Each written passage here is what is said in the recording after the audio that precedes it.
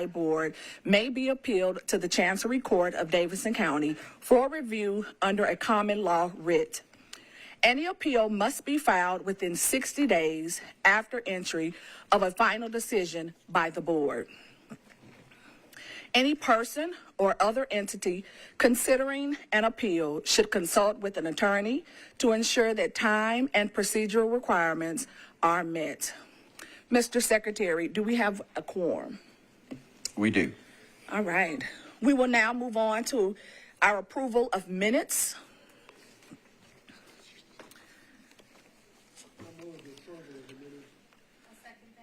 All right. We have a motion to approve and seconded. All in favor? Aye. All right. We have approved minutes. We will now move on to our chair remarks.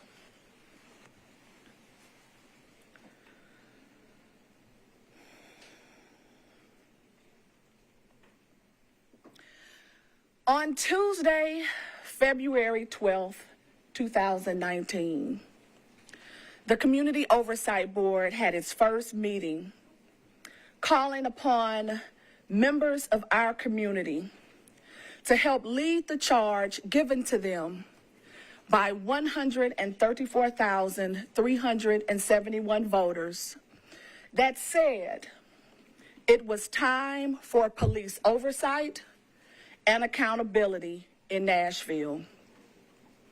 It was birthed by the diligent and persistent actions of activists and organizers and community members that never gave up on a bottom-up approach to public safety, that held on to finding solutions to historical harms and trauma felt by over-policed community members. Those of us who have experienced misconduct, even brutality, even death by the hands of the police.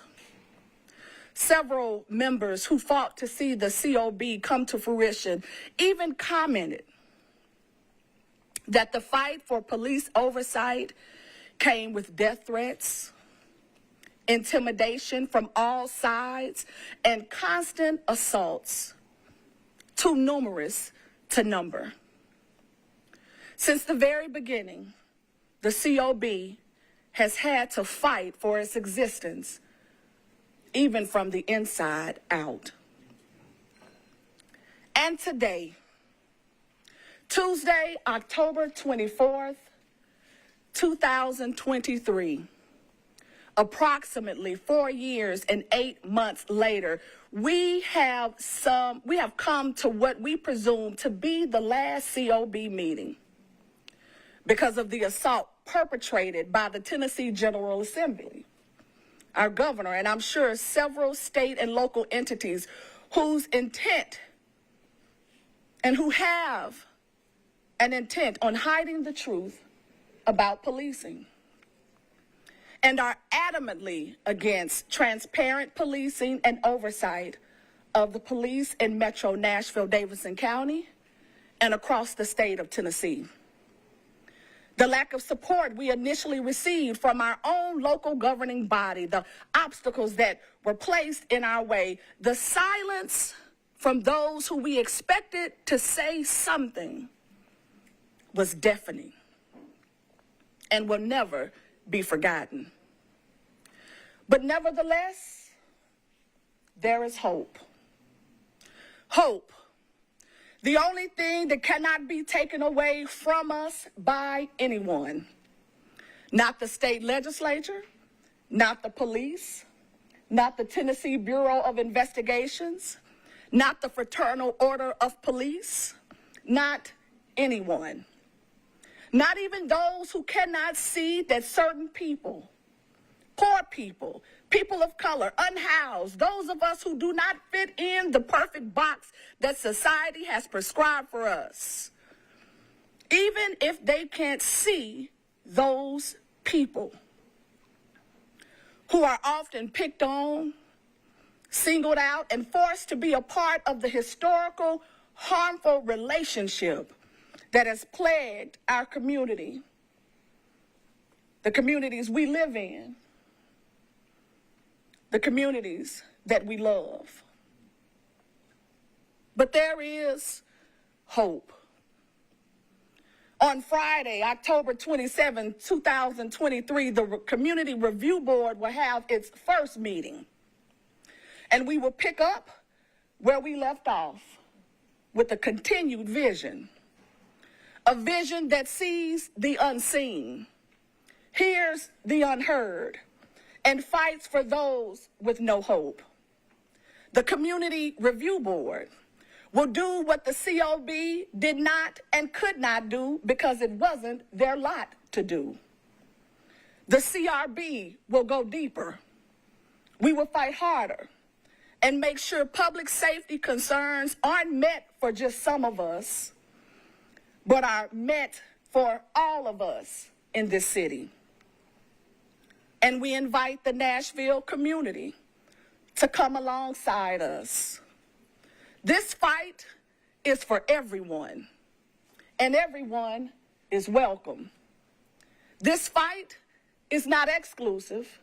This fight is inclusive. This fight will be as inclusive as it gets. You belong in this fight.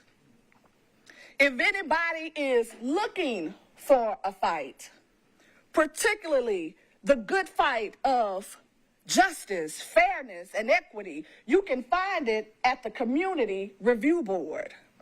You can find it right here. And we welcome you to come alongside us as we continue the fight of the COB and as we continue as the CRB, the Community Review Board. We thank you.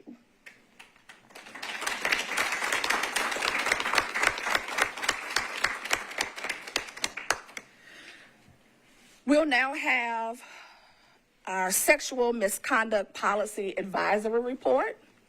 Gracie is coming now.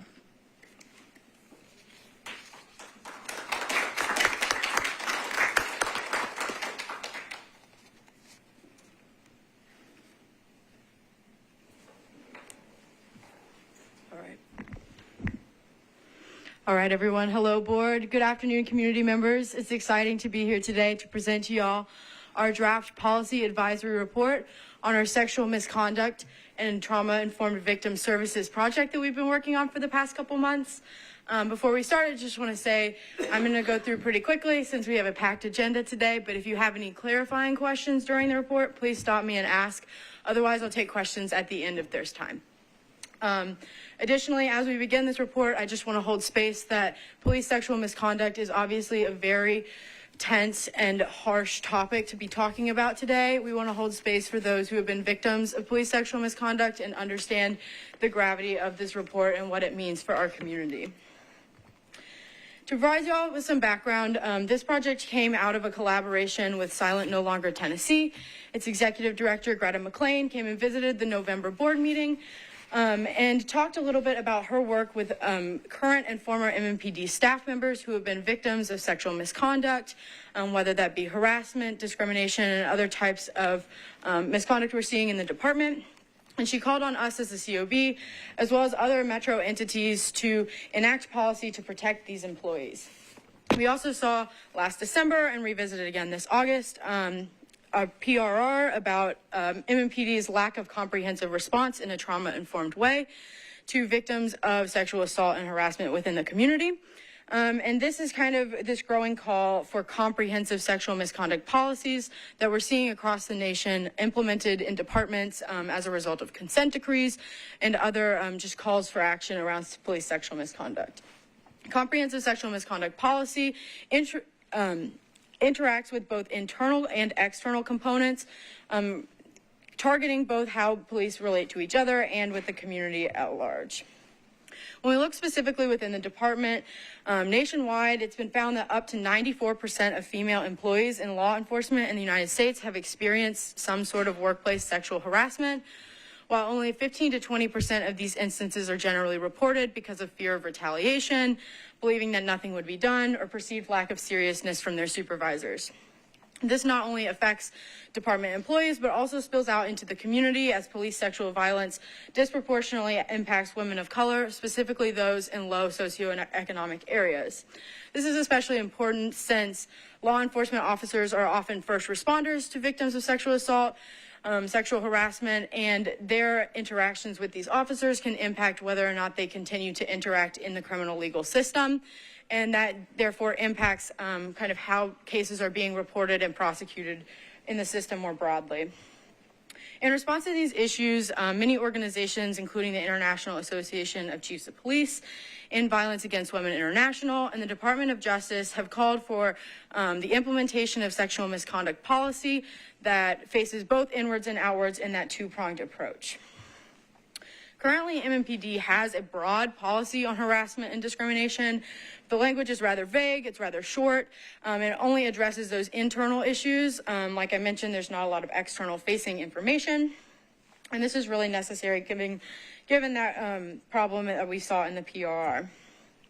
So the goals of this report broadly were to understand MMPD's complaint and disciplinary structures, to review and assess MMPD's existent sexual misconduct policy, processes, and training, to present the experience of victims of sexual misconduct within MMPD, and to understand supervisory protocols and accountability systems to ensure officers follow policy on sexual misconduct. The way we did this was we first reviewed policies, SOPs, and trainings for the OPA division, background and recruitment, training, and behavioral health services. We analyzed statistical evidence and trend overviews that were provided to us by OPA. We also conducted interviews with key stakeholders from all of those divisions that I mentioned before. We reviewed the internal MMPD structure to determine the influence that supervisors have in that disciplinary process. We also interviewed individuals who have been victims of police sexual misconduct to understand the kind of on-the-ground impact. And then we used MMPD's, we used the IACP's self-assessment tool to assess kind of MMPD's current policy and procedures and compare them to a gold standard. So I'll start by going with the overview of OPA. So when a complaint comes into the department, they can either be reported directly to OPA, the Office of Professional Accountability, or to the precinct level. Wherever that complaint is received, it's then reviewed and forwarded to the appropriate authority. Currently, the policy says that any major or serious misconduct should be funneled to OPA for review, while minor misconduct is to be handled at the precinct level. Nowhere, however, in OPA's SOPs or in the MMPD manual does it define serious misconduct or minor misconduct with either categorical labels or any other sort of offense categories. It's also important to note that Deputy Chief Green, among others, have emphasized this goal that MMPD has to deal with sexual misconduct and misconduct generally at the lowest level possible, meaning they try to push these investigations more into the precincts rather than escalating them up to OPA. There's a variety of reasons that we heard from officers and from other folks why this might be, but it's just important to note that it is happening. Additionally, the Chief of Police is to be notified in all cases of major complaints, but MMPD Lieutenant Arevalo, who's over OPA, a section of OPA, expressed concern about whether OPA, the Chief of Police, anybody was really being notified in all of these cases, and that whether they're being notified consistently. And it is unclear whether any of the department level tracking mechanisms include those complaints that are processed at the precinct level. So when we receive trend analysis data from OPA about sexual misconduct, about discrimination, about really any other cases that are presented to OPA and conducted investigations at the OPA level, those likely are not including anything that's handled at the department precinct level. To rectify some of these issues, MMPD has instituted a pilot program in which all complaints that are made to the department or to OPA are investigated thoroughly at OPA. It's only currently in place in 3 precincts though, we reviewed this kind of structure that they're doing in the report if you want to learn more, but it's gonna, I think, so far it's had mixed reviews. Next, when complaints are referred to the OPA section, they're either investigated by an OPA unit or by a human resources investigation unit. So the OPA unit handling all sorts of administrative investigations, policy violations like we typically see, where the HRA unit is predominantly focused on human resources type issues like harassment, discrimination, and a hostile work environment. It's unclear in the manual and all the SOPs whether sexual misconduct would be handled by OPA, HRI, still kind of unknown about what's going on there. With that, we make the following recommendations. The MMPD should modify those SOPs to have a clear delineation between what OPA and what HRI investigates, and also that they should have clear offense categories for issues of sexual misconduct like sexual harassment, sexual assault, etc. Next, I'll go into the complaint investigation process that OPA goes through. So once an investigative authority has been determined either at the precinct level or at the OPA level, the supervisor in charge of the complaint will look it over and determine if it's worthy of investigation. Currently, there are also no standards to guide whether or not something is worthy of investigation. It's kind of just like a cursory glance at whether they think there will be enough evidence there. And there's also no tracking system to see what complaints are not investigated. So some are being thrown out. We're not sure if there's patterns emerging in those that are being thrown out because that's currently not being tracked, even by OPA. And all of this, reminder, that is not being tracked on the precinct level at all. Once a complaint comes in, this is the general overview of how it is processed through OPA. There's a lot more steps when an investigation does commence, but as soon as an officer is notified, the officer has the choice to either opt into a pre-investigative settlement, into mediation, or to do neither, and that's when an investigation will commence. I'm going to talk a little bit more about mediation. We won't be covering pre-investigative settlements in this presentation. Those are definitely a topic of interest, considering they're very vague in MMPD's manual. So OPA provided very little information about, throughout the investigative process, how victim services are being handled or what outreach they're doing to victims. Currently, throughout the OPA process, there's no victim advocate involved, and so no one is walking alongside the victim, helping them understand what's happening. That currently is not a service provided by OPA.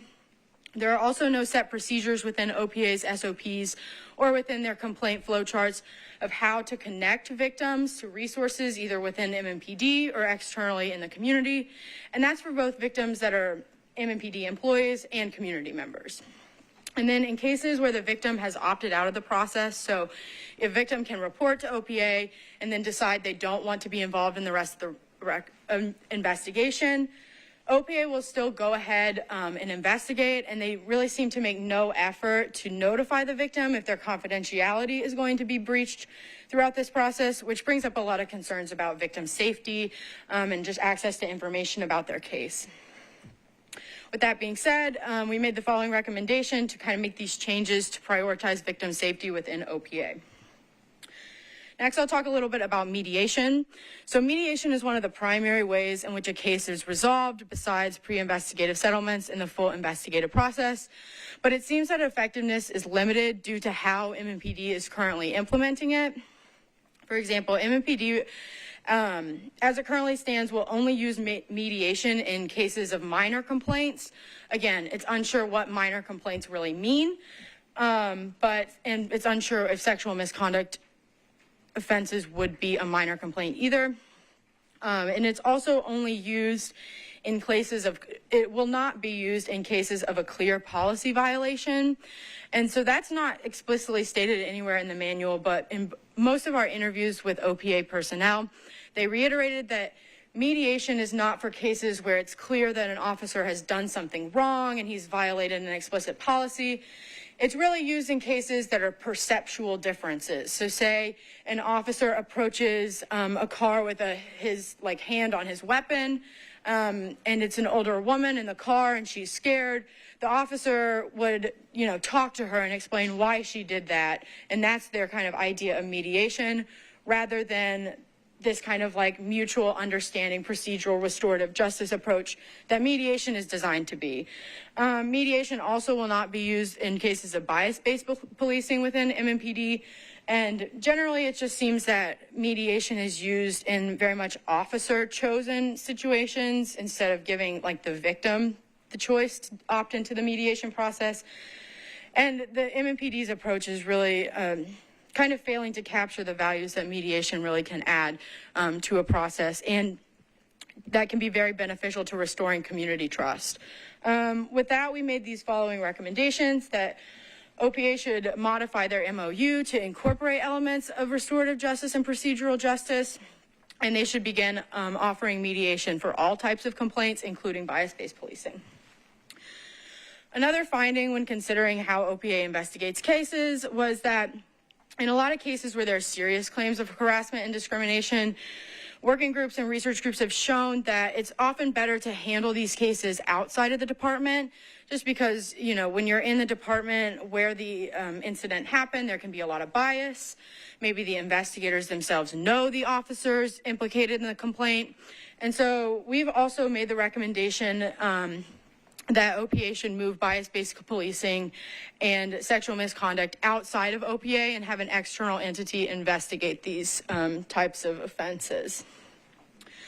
Looking a bit zoomed out at broad trends within OPA, these are just kind of some findings that we had as a result of how OPA does their process. Once an officer has completed their disciplinary sentence, there are currently no follow-ups to determine whether an officer is now in line. There's no review of body-worn camera footage. There's no review of their reports.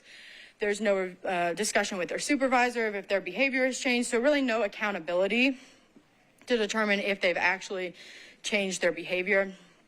Additionally, there is currently not a lot of auditing going on within OPA. So any sort of audits of like personnel kind of activity or whether officers are following policy is not being investigated.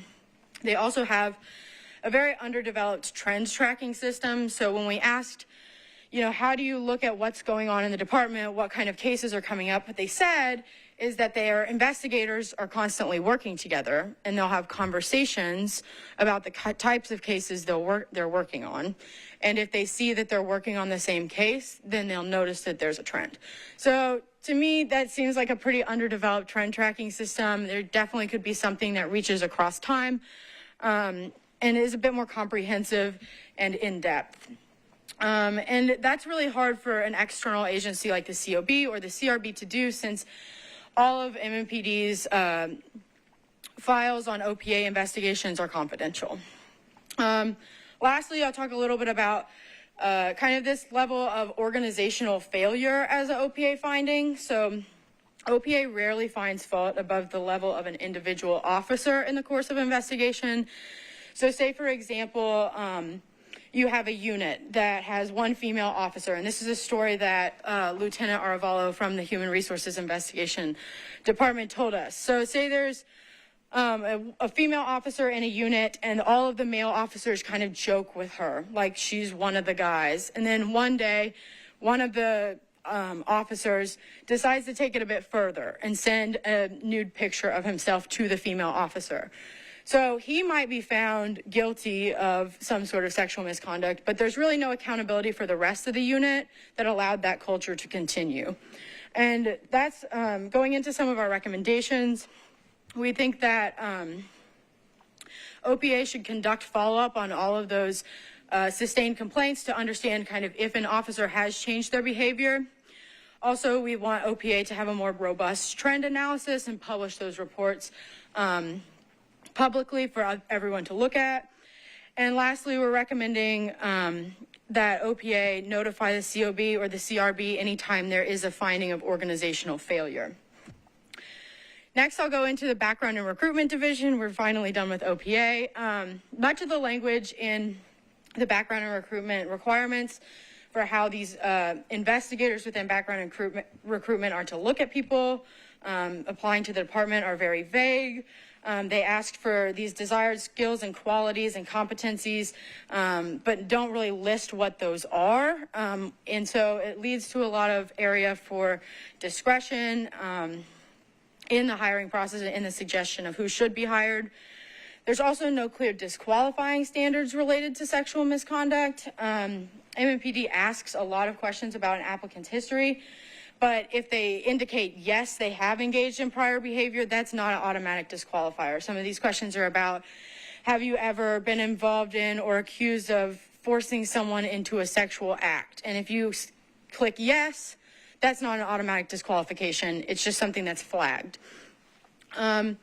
Lastly, MMPD does not consistently obtain records for personnel history of lateral transfer officers. So what they'll do is they'll request from other departments that they get these records, but if that department has a policy of not sharing records unless you come in person, MMPD is not going to send people in person if it's far away. And they don't do anything even to follow up with supervisors, give them an interview, you know, talk to them about what their personnel have been up to if they're transferring to MMPD.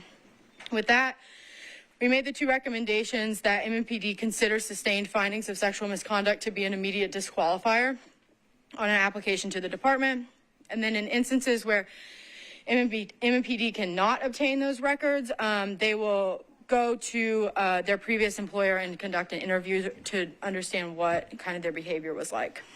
Next, I'll go to the training division.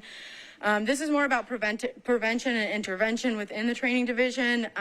Disciplinary action within the training academy can take many different forms, like personal performance accountability tasking, which is things like push-ups, squats, writing assignments, formal reports, and counseling.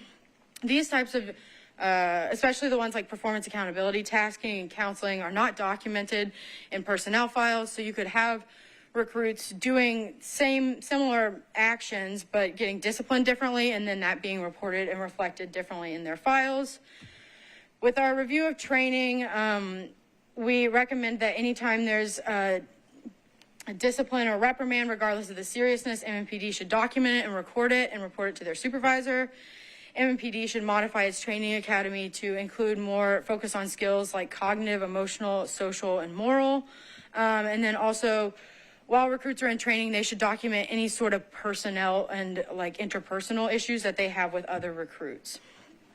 Next, we review the Behavioral Health Services Division. They currently assist with a pre-employment psychological evaluation, which does screen for violent tendencies, discriminatory tendencies. It has some role in prevention. They also facilitate MMPD's peer mentor program and provide counseling service. We really saw that behavioral health services their services seem underutilized and could really be targeted a bit more to help victims of sexual misconduct and perpetrators of sexual misconduct work through some of those issues that they're having. And with that, we recommended that they should kind of make their peer mentor system a bit more robust by matching female recruits with female officers and creating peer support systems for female officers. Additionally, they should modify their early incorporation system to flag mental health things that could be addressed through the behavioral services counseling.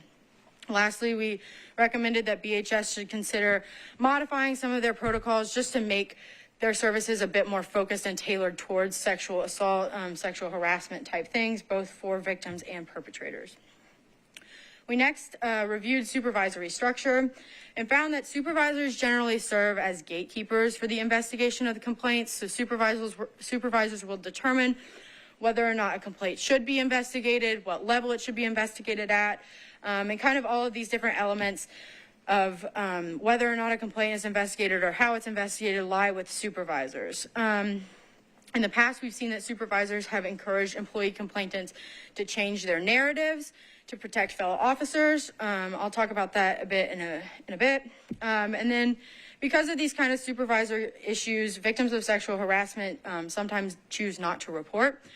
Recently, we found a case where a male officer had sent a nude picture of himself to around 20 female officers, and none of them chose to report that as sexual harassment to their supervisors and just ignored it. Lastly, we did some victim interviews, first with Greta McLean, who provided us kind of an overview landscape of what victims of sexual harassment that she speaks with have been seeing. The trends that she's really observed are retaliation against victims who choose to report, as well as flaws and biases in OPA's process. She also made recommendations around training and for outside personnel to be involved in OPA's investigations, people like victim advocates and the like. With that, we recommend that any OPA investigators who know any of the involved parties must recuse themselves from the case, because currently we're seeing a lot of bias being introduced through investigators who know both victims and offenders. Before I get into this, we also interviewed Citlali Gomez. She's a former officer with MMPD who recently sued the department and won a full settlement of $300,000 for the harassment that she had faced in her time at the department.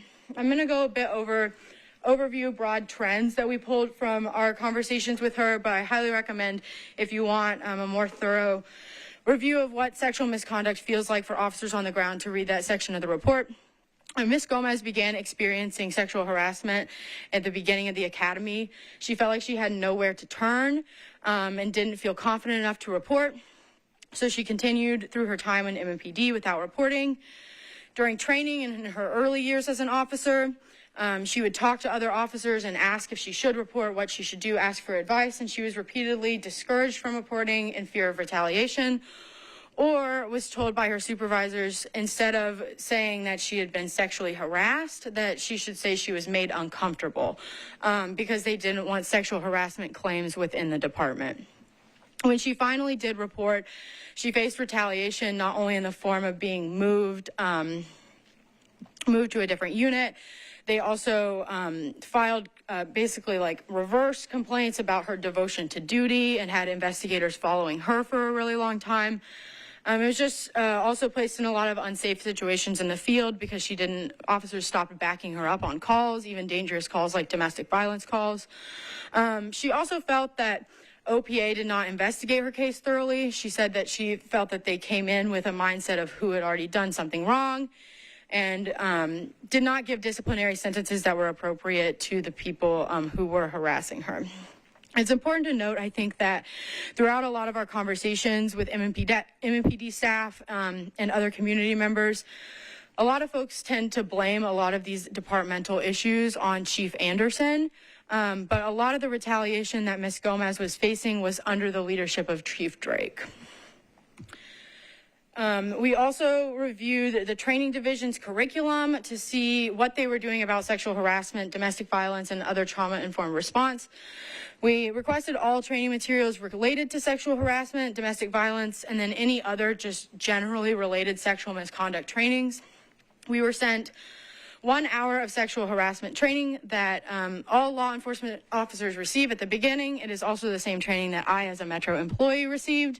It is not law enforcement specific and is only 1 hour. Their domestic violence trainings were a bit longer, but mostly focused on the procedural elements of filing a domestic violence report and not how to interact with victims of domestic violence. And there were no additional trainings provided to us at that time. With that, we went back and reviewed their full curriculum and identified 6 additional trainings that we wanted to see kind of how they were discussing trauma-informed services and sexual harassment. These are the 6 we requested. A couple of them had no information about trauma-informed services at all. Some had a bit more, but they were just insufficient compared to what IACP is recommending, and kind of lacked the gender-based discrimination and bias that IACP recommends that policies have.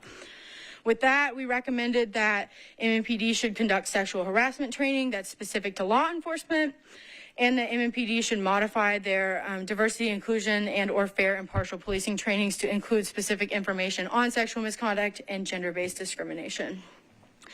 Lastly, we used IACP's self-assessment tool to kind of assess where MMPD's current policies and practices are against a sort of gold standard, if you will. And this is a kind of a comprehensive report that details how to respond to gender-based violence and kind of throughout all levels. So starting with training, hiring, data collection, kind of everything. We reviewed the assessment, and since we aren't MMPD and we don't have access to all their records, we obviously couldn't note everything, but there were a lot of gaps that we found, and I'm going to go through them quickly based on the recommendations that we've made, but I encourage you all to take a look at that section of the report. First, MMPD should develop policy to dictate how different responders respond in situations of gender-based violence, from dispatch all the way up to command staff. MMPD should supplement their existing bias-free and impartial policing policies to contain gender-based bias. MMPD should require the officers being considered for promotion complete an exam, including scenario-based questions, and that individuals up for promotion are also reviewed by a diverse panel of non-sworn and community partners to approve these promotions. MMPD should monitor retention trends and to analyze kind of promotions, compensation, and retention and make sure those are equitably distributed. MMPD should conduct exit interviews with each employee leaving the department. MMPD should create training on the interconnected nature of gender-based violence like sexual assault, domestic violence, and the impact that it has on victims, families, community members, and agency personnel. MMPD should create and semi-annually update a database of information on officers who have had sustained findings of not just sexual misconduct, any misconduct. MMPD should conduct a climate survey biannually, including questions about whether officers feel safe reporting instances of sexual misconduct. MMPD should require supervisors to track the number of times that officers are asked to correct their reports, and if this meets a certain threshold, they should be sent to remedial training. MMPD should incorporate a review of each officer's performance in cases of gender-based violence as part of their annual performance reviews. MMPD should conduct annual background checks of all sworn personnel and biennial checks of non-sworn personnel. And lastly, of this section, MMPD should complete the IACP self-assessment themselves and publish the results. In cases where they do have policy, they should acknowledge where that policy is. In cases where they don't, they should either acknowledge why they aren't, what they are doing to work on it, or why that's not a priority of theirs at this time.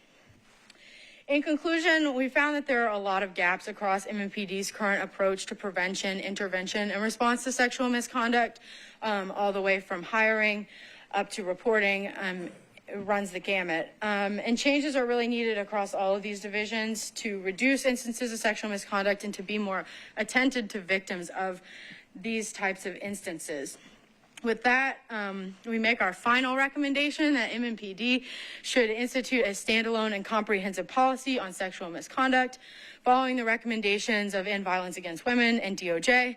A more comprehensive outline of this can be found in the appendix of the report. And with that, we have a couple other things coming out of this that we'd like to look into, given the transition to the CRB goes smoothly.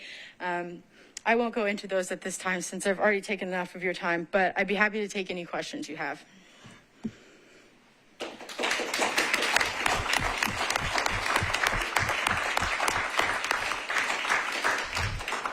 Thank you, Gracie. If you could just switch back to what we intend to look at. Yep. So for future research, let's leave that up on the screen so people can see what is coming from the Community Review Board. And please stay tuned, because these are important issues and subjects and matters that are a concern to our community. But then also we're going to dive deep into the data to make sure that we are doing all that we can to help MMPD become the best that they can be in the most transparent form as possible. Questions? Member Witzel. Great presentation. Thank you for that. I have a comment and a question. So I love the idea of the climate survey. I don't know if this is a question, but maybe it's just a comment.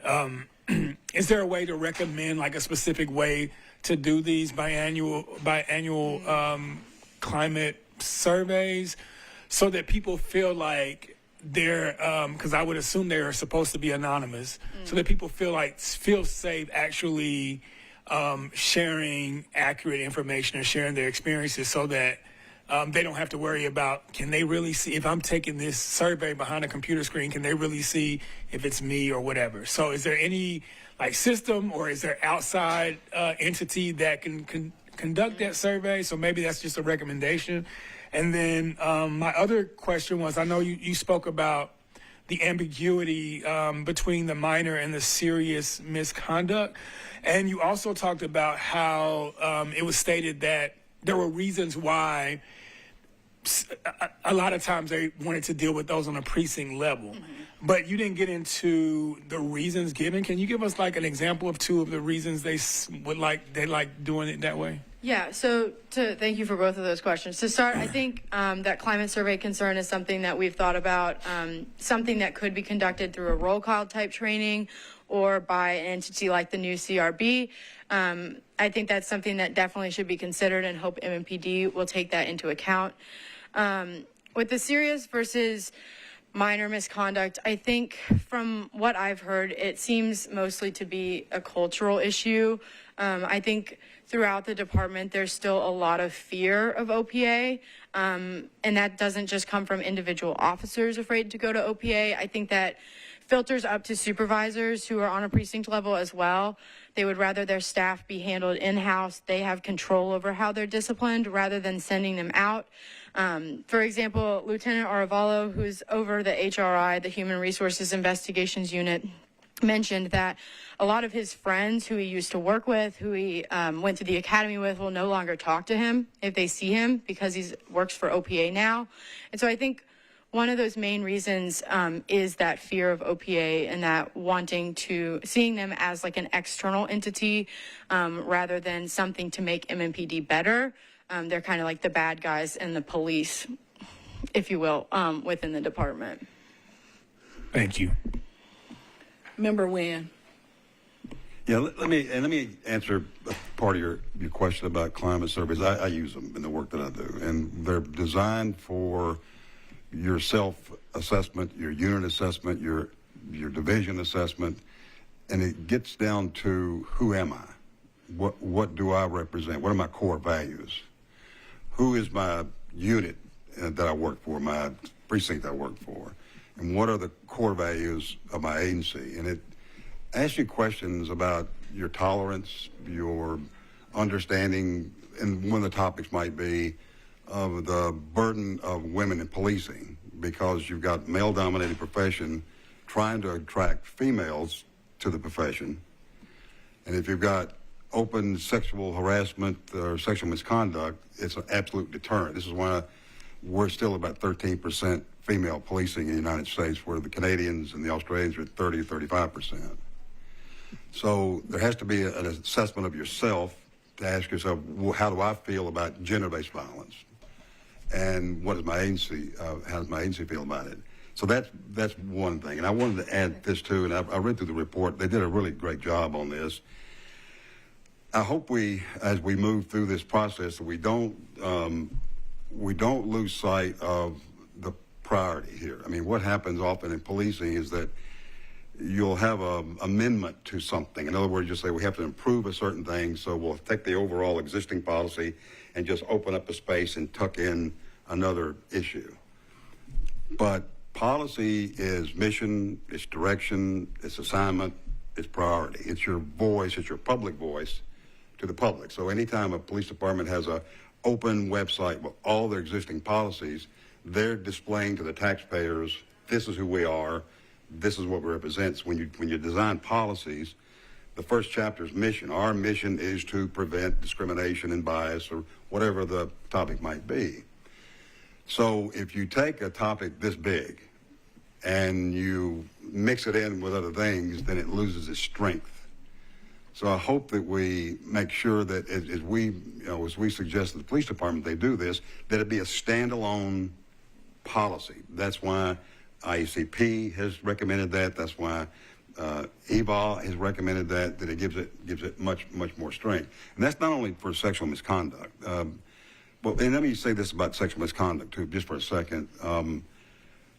This is new for law enforcement. I mean, it's not new that it's happening. I mean, when I was on the agency, more than once, female officers would come to me and ask for advice about sexual harassment and sexual misconduct by their male supervisors, but didn't want to report. All they wanted was advice, because female officers are under a different kind of pressure in a male-dominated profession to show the men in the department that they have the same quality and the same character, and they have the same strength and can do all the things that men do. So they're fighting that kind of peer pressure, so they're less likely to report, because they're often labeled as a complainer or somebody's complaining about the system. So it's culture within the agency. So the Chicago police, and one quick example, the civil rights investigation, Chicago police, I worked on that one for 2 years, and this is the topic we looked at. And we had incidents of Chicago police officers riding around in patrol cars looking for women to rape. It was that bad. And it's in the report. I mean, it's not a secret to the people in Cook County. They know it. So when we finished the findings report on Chicago, one of the big things was, and Chicago, to their credit, said, yes, we agree with you. And it wasn't just sexual misconduct. It was use of force because of the Quan McDonald case. But they agreed that they had massive problems with sexual misconduct, including rape of female officers and citizens. So to their credit, after we did that in 2017, in the last month, they have finally worked out an agreement to implement a standalone sexual misconduct policy with Chicago police. So I think a lot of other agencies will follow them. I would like for Nashville to be one of those leading agencies. I think, you know, we have the quality of employees that can stand above and say, look, we're held to a higher standard, and we know what that standard is, and we can follow it. So I think that was, and the other thing, too, is one of the things that often comes up with this is like I said, your core values. Who are you as an agency? And my question often to police leaders when I talk to them, and I work for IACP, is how much crime do you want your police officer to commit? Of course, the answer should be none, right?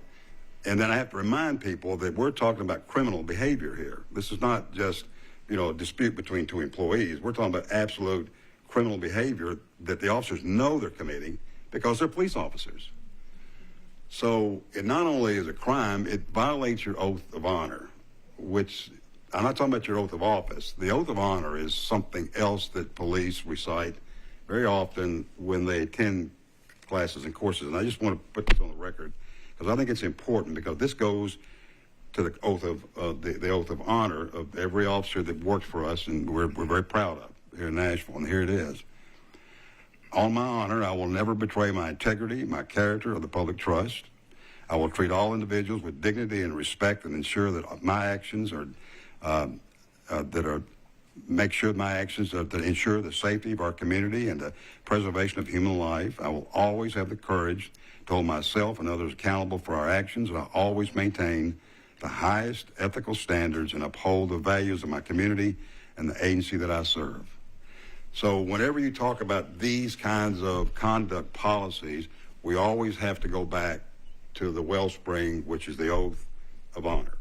So I want to make sure that you all understood on the board how critical this is. This is really fundamental to the character and the honesty and the trustworthiness of the agency that we care so much about. It's the Metro Police Department. Thank you. Thank you, Member Wynn. Member Turner.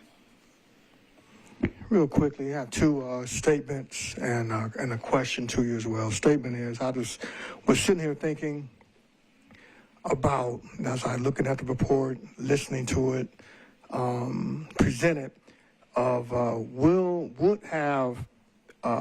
have this information, this research would have happened without the COB.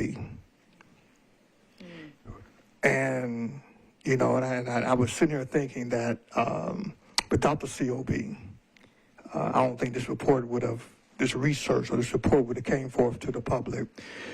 And so with that being stated and said, that to the community, this is not just a COB or will be CRB position, or we know it's a community fight, but, I urge that other agencies, other institutions, other religious institutions, other grassroots organizations to take this, stand beside the CRB, and to have your own public forums around this, whether you do it collectively, whether you do it individually, to push this issue. And you see the culture that is going on from the past and the present from the MMPD. So I stop my comments there, but to ask a question is, I will be curious to see, because we know that when I'm looking at the behavior and the culture of the police department around sexual misconduct, who has been fired? How many really, has the discipline been taken to that far? How many people have been fired from these allegations and complaints that have come time and time again with this particular culture? And I'd be curious to see that type of discipline or non-discipline of a department and put it up against all the other departments of Metro, because I guarantee that if just a ounce of this type of culture happened in any other department in Metro Nashville, I don't know, I'm just saying that there will be some firing going on. There will be some public ridicule of the person who committing this sexual misconduct. And I'd be curious to see, based upon this type of misconduct, if that has happened in Metro and all the departments, how many people they fired, how many people the police department fired, based upon the information and past and present currently of what's going on. And it's kind of sad to, if you got the answer, I would like to hear any firing that has happened. Yeah, I can provide a little bit of context on that. So from what we've seen, we requested from OPA full investigative files from any complaints related to his harassment and discrimination, but they have not released that information to us yet. What we have seen from their trend overviews is that in most of these cases, if the officer perceives that things are going to escalate to a fireable offense, they'll resign beforehand. I will provide another example in former officer Ms. Gomez's case. She implicated probably around 6 or 7 officers in her complaints of sexual misconduct. None of them were fired. None of them were disciplined, besides one who admitted he engaged in sexual harassment. The others lied, even with photographic evidence that they had engaged in sexual harassment. Those that lied, which lying is a fireable offense, did not receive any discipline at all. So from what we've seen, it seems mostly that sexual misconduct within MMPD is not a fireable offense. From what we can tell, ranking it with the categories, which y'all are obviously familiar with, it likely falls under adherence to policy and rules, a category D offense, which even on a third offense does not warrant firing. All right. I'll just give a last comment. When we look at this report and we see the importance of a standalone policy for sexual misconduct for our police department, and really lifting up the issue of gender-based violence and how critical it is, right? Member Turner, you're right. Where would we find this research? Where would we find these policy recommendations that will essentially hold our police department to a higher standard, right? That could be unmatched across the country. This is the work that we're doing, and this is what we will continue to do. The Me Too movement hasn't stopped, and it's going to move through MNPD. And so I hope everyone here today and those who are listening understands the importance of this research, but then the importance of keeping this topic at the forefront of how we hold our police accountable. All right. We will now move on to our next item. Thank you, Gracie. Great job. Great job, great job, great job, research team. We'll now move on to board member and public comment. Okay, and it'll be 2 minutes each. Let me read the statement for public comment. Pursuant to TCA 8-44-1, a period of public comment is reserved to provide the public with the opportunity to comment on matters that are germane to the items on the agenda. Each speaker is allowed up to 2 minutes to speak. Speakers may register in advance by signing up on the public comment sheet located at the entrance to the meeting room. We have now opened up for public comment and board member comments as well. We will recognize our Metro trustee, Trustee Erica Gilmore. Yes. Thank you so much. I just want to come through knowing that this is the last meeting and thank each of you for all of your hard work. It is greatly appreciated. During my time on the council, I did work with Driving While Black around that legislation and know the importance of what you do.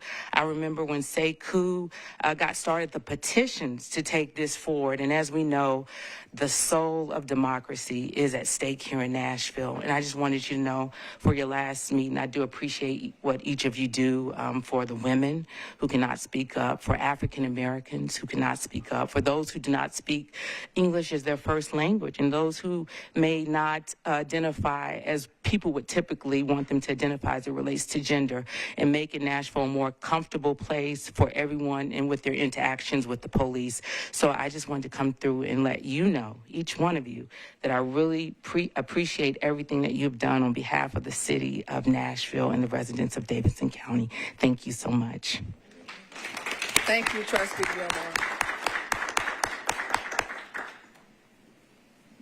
don't have any public comment. Is there anybody else that wants to speak?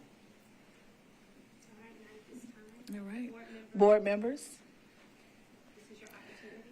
Member Brown. I'd like to back up just a second on the last report, which I think was extremely well done. Do we need a formal motion that be referred to the new board, and I would say with a recommendation that be implemented as soon as practicable?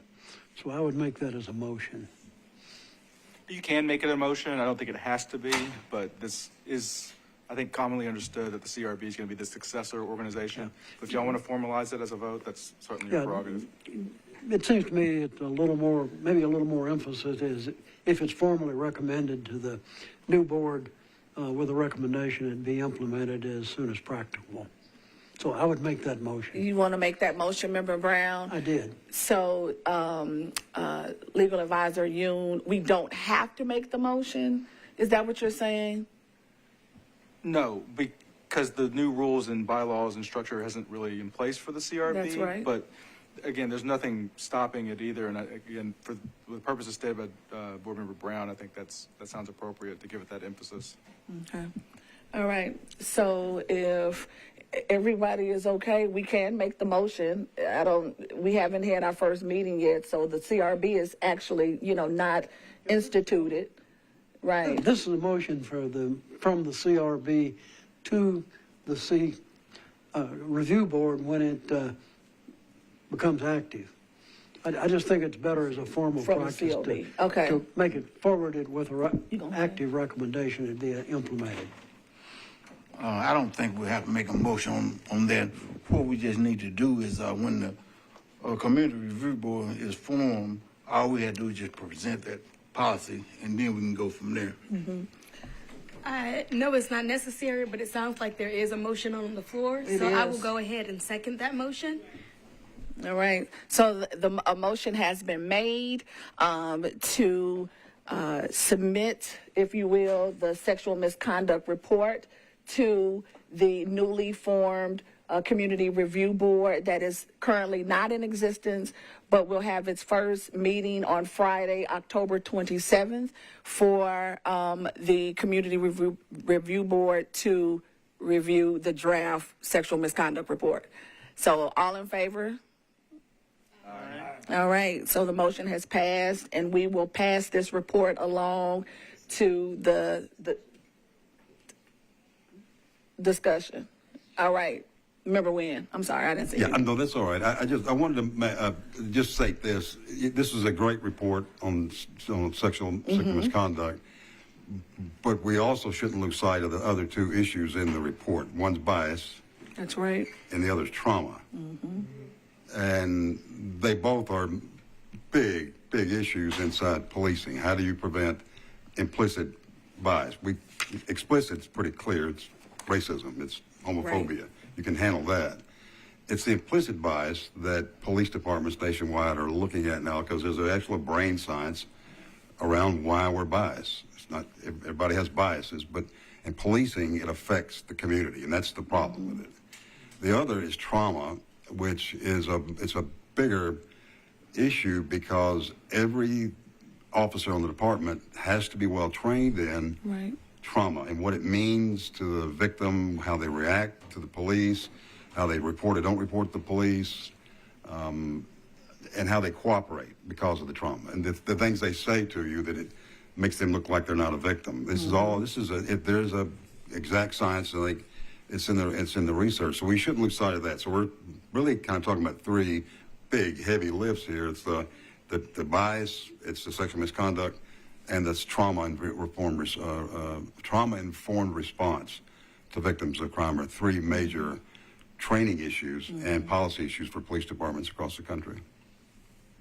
So I think it's important that we have this on the record as a motion, so that it's archived with the COB when it closes out, so that we don't lose sight of those things as we move into the CRB. Thank you. It will be in the record in the minutes. Member Holloway. I think it's a good policy to have in place, but we also have to keep in mind a situation where, how do I get ahead? What did I do to get ahead?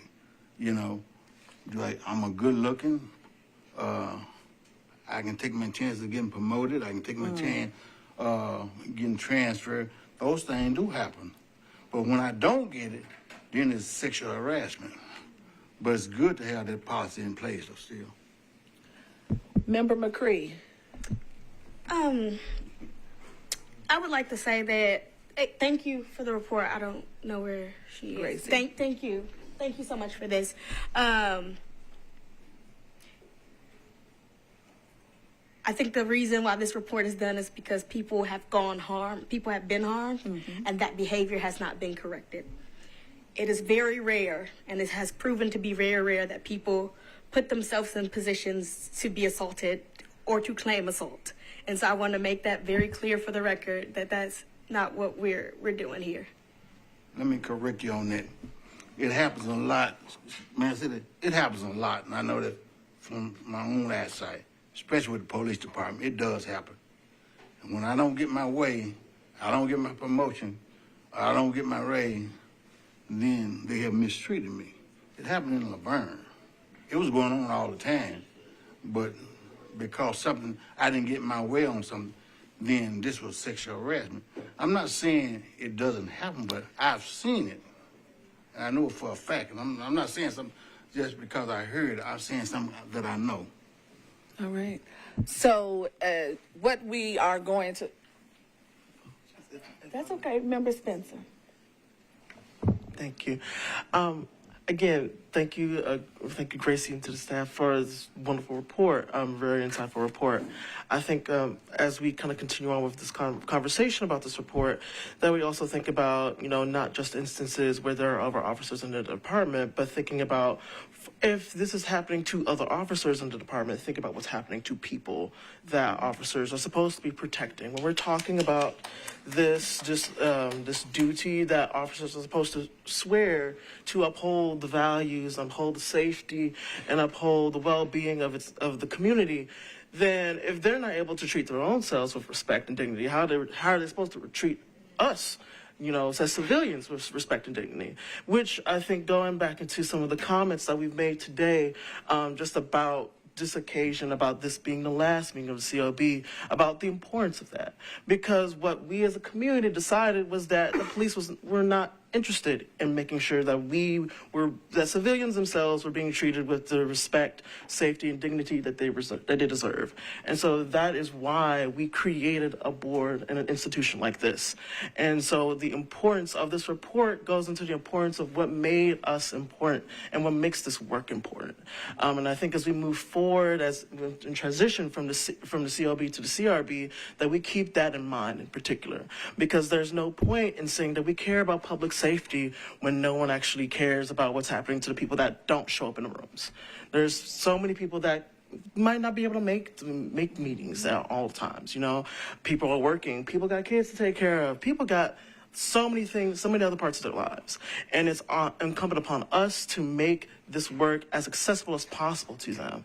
And at the same time, we also have to do this work knowing that not everybody that really cares is going to be here all the time, because everybody, you can't, if we could clone each other and just be doing all sorts of things all the time, I would be investing right now. Look, because I would be able to actually provide for myself in a myriad of ways, but we can't do that. And so for us, we have to take folks into account and make sure that we are doing the work and making this community as safe as humanly possible. And really to move forward, and I think what the true nature of this work is this organization, as this institution, is that we must continue to reimagine, re-envision, and reactivate what public safety can truly look like. I think from what we talked about, we never really did that. We never really got to that point. Mm-hmm. And so even though this is still, and as I agree with Reverend Tucker, there's a somber moment. I've appreciated the award. I really do. And at the same time, I think about all the folks and all the mothers that fought for this work, for all the people that fought for this organization to come into existence. And so this is somber to feel that has been attacked, and to feel that people that don't live here have tried to chip away at this. And at the same time, people that do live in this town that have chipped away at this from different parts of our own government even. And so I just don't want to forget that, and I just want to leave with, even again, as we think about this report and think about all the issues that this report and this kind of material raises, thinking about all the ways we can we can continue to invigorate ourselves and our community members with hope, to reinvigorate our imaginations, and to really commit ourselves to a true new definition of what public safety can look like. Thank you. All right. Thank you. Member Wynn and then Member Turner. Yeah, I'm sorry. I don't mean to be so long-winded. Forgive me. And I respect your opinion, Member Holloway, but let me just state this as a man.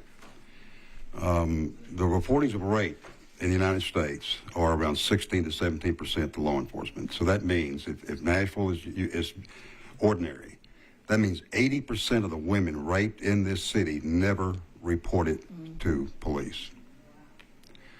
So in that low number of 16 to 17%, how many make a false report of rape? This has been studied by the Canadians, the Australians, and the United States Justice Department. False reporting of rape is 2 to 8%. That includes female officers who are raped. That includes female bus drivers. That includes female members of any board on any, of the government. So 2 to 8% of the numbers of false reporting. They do make false reports, but they're very rare.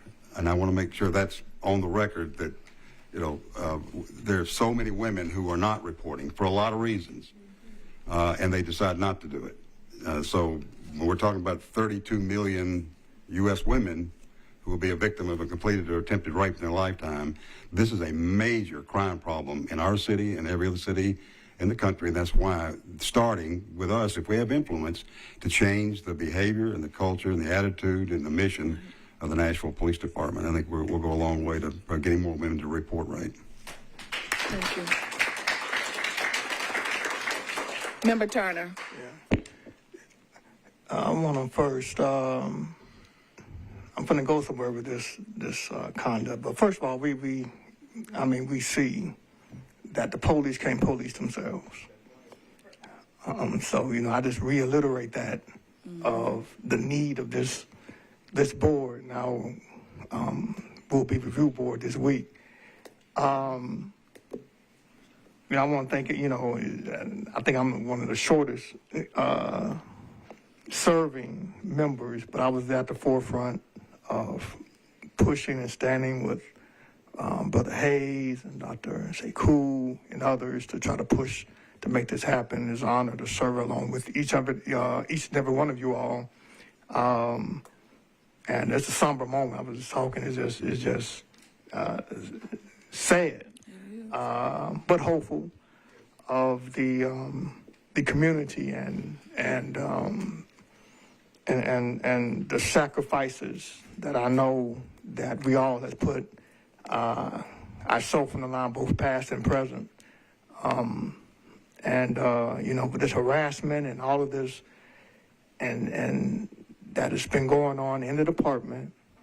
I got to ask this question too, and I want the people to see that if you want to, you won't have to answer. But I know for a fact there has been, even on this board, persons who have been harassed just by serving on staff and on this board. And I want to ask the question, but if you've been harassed, I just want the people to see, if you've been harassed, felt uneasy, death threats, if you have done that, you have had that, past and present, that you serve on the board and the staff, just raise your hand on your pad or whatever, that have you ever been harassed or death threats, letters, phone calls, family mess with. That's the sacrifice. I'm not going to say where it might come from. I can kind of think where it might have came from.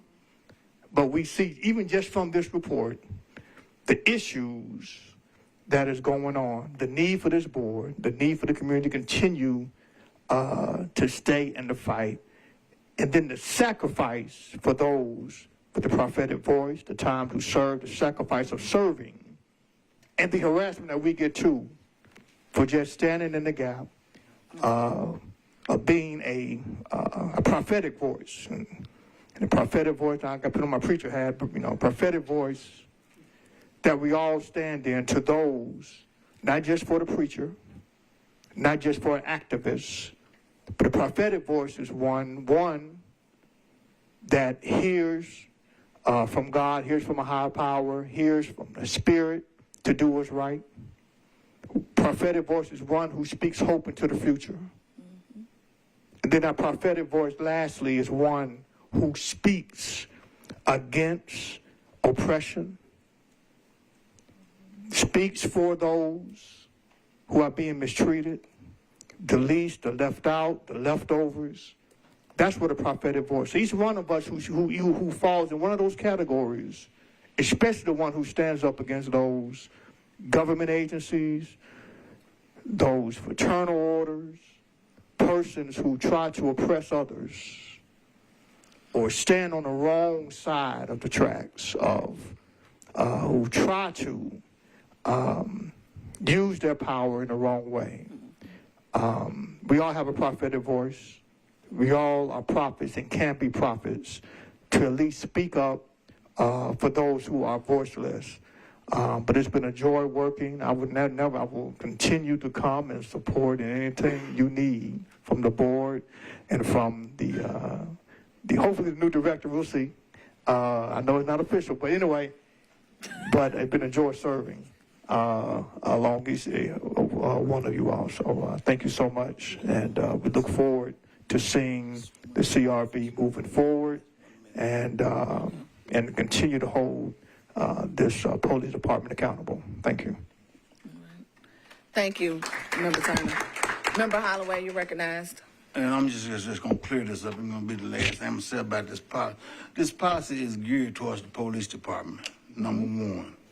And I was making my views about what I observed by the police department. I'm not comparing it with other agencies, but exactly what I've seen myself. And this policy is geared towards the police department. So you can give me all kind of data from other agency, other department, but this is what the policy is pointing toward, the police department. And I'm here telling you what I observed, and there's no joke. All right, Member Holloway, thank you for giving us, your firsthand account while you were on the force for 30 years. But I do want to speak to the antiquated ideas of victim blaming and ensuring that, no matter if you are a woman on the force or a woman who is at the mercy of needing the help of the force, you deserve to be heard, you deserve to be seen, you deserve to be believed, no matter what society and what we have grown to come accustomed to when it comes to matters of sexual misconduct and sexual assault. So what I do want us to take with us from the COB to the CRB is an open mind that even though we operated one way, at a time, that we commit to ourselves and to each other, that we will operate in a new way that's inclusive, that hears victims in a new light, that stories can change, meaning we don't have to be committed to what we've always known and what we've always had to be accustomed to. It's a new day, and we have the research to back it up. So thank you, Member Brown, for making the motion and continuing the conversation, because if you hadn't done that, we wouldn't be where we are right now. Member McCree. Thank you, Chair. I first want to start by thanking the board for doing this work. I mean, this is in volunteer capacity, and I know each of us care deeply about the work that we do here. I want to thank the staff for going above and beyond. Director Fitchard, you specifically, I have seen you cry with families. I have seen you stand with victims, and your passion and dedication to this has not gone unnoticed, and I hope that you can continue to do that work with the CRB. In closing, for me, because I will not go on to be with the Community Review Board, I want to say that this fight matters, and if it didn't, they wouldn't try so hard to stop it. It is not by chance that less than 100 miles from here, a mega law enforcement hub just broke ground. It is going up. That will have impacts on how law enforcement and how communities all over the state get involved or view or encounter law enforcement. There is no mistake that the COB was one of the first attacks legislatively when they came here, because this work matters. And even when we don't legislatively move the notch, the ideas that we birthed in this room, they matter, and they're carried. And so going back to Dr. Phyllis Hildreth, there was about 6 months ago, we sat in a meeting, and she talked about how what we whisper here, even if we are not around to see it, the discussions that we have, the dreams and the legislative policies that we look at from other places, and we see how they've moved the needle around policing and community safety. Even if we're not doing that now, and even if the COB was not able to accomplish that, we can birth in and we can dream in some things that we can do to create better communities, to create safer communities. And so I want to leave you all with that, Chair. I want to leave you with that. I thank you for the work that you all will continue to do. And I'm just so grateful that I got to share this space with y'all. Thank you. Thank you, Member McCree. All right. If there are no other comments, we have another comment. Board Member Spencer. Thank you, Chair. I kind of want to echo a little bit of some of the same sentiments as Michaela was able to, as Member McCree spoke on just a little bit earlier. A few things that I think I would have liked to say, I kind of went ahead and said them a little bit earlier, but I wanted to, during our prior conversation, but I wanted to kind of reiterate at least one point in that this work is incredibly important. And this is only one piece of what the community's imagination is for what public safety can look like and how we can be involved. And so no matter how we're all feeling, there's other ways that we can continue to be in a part of the fight to expand that imagination, to make that imagination a reality. And so for everybody who also, this feels more like a somber moment, a somber day for, it feels a little uncertain and a little hopeless, you know, you got to get back up. Because our lives are worth it. You know, again, for all the people that aren't here, that would like to be here, that don't even know, that we just wish they could be here, everyone that you do know, everyone that you don't know, our lives are worth the effort. And so if we're going to really stay dedicated to that, we have to get back up. Because otherwise, what will all of this have meant? That's right. Nothing. But we all know, everybody here in this room, we all know this means something. So what we have to do here at the end of this day, whenever we're getting ready to go back home and to go on to bed and to rest and try to make another day the best of what it can be, we have to understand that we can hold our heads up high with a little bit, you know? Yeah. We can still feel the pain of this moment, but we also have to make sure that we're pushing forward. We're organizing our community members. We're trying to keep this work moving in our own way and in our own capacities. That we're joining organizations, that we're trying to remain politically engaged, remain politically literate, and to be critical thinkers about the world that we live in and how we all want the world to exist. And so I've only been on this board for about a year and a couple months. And I just appreciate having had the opportunity to live in a part of the people's dream, part of the people's imagination, because there was the work of thousands and thousands of people that fought, that had a dream and idea of this body and made it a reality. And I just want to say, even though I might not be part of this iteration of that dream, that I want to be a part of the work to continue to dream, to continue to build. And again, I'm just very thankful to have been a part of this process and to have been a part of the city's history and to be a part of this community's history and being a part of this board. And again, I want to thank really also all the staff, truly, honestly, truly, yeah.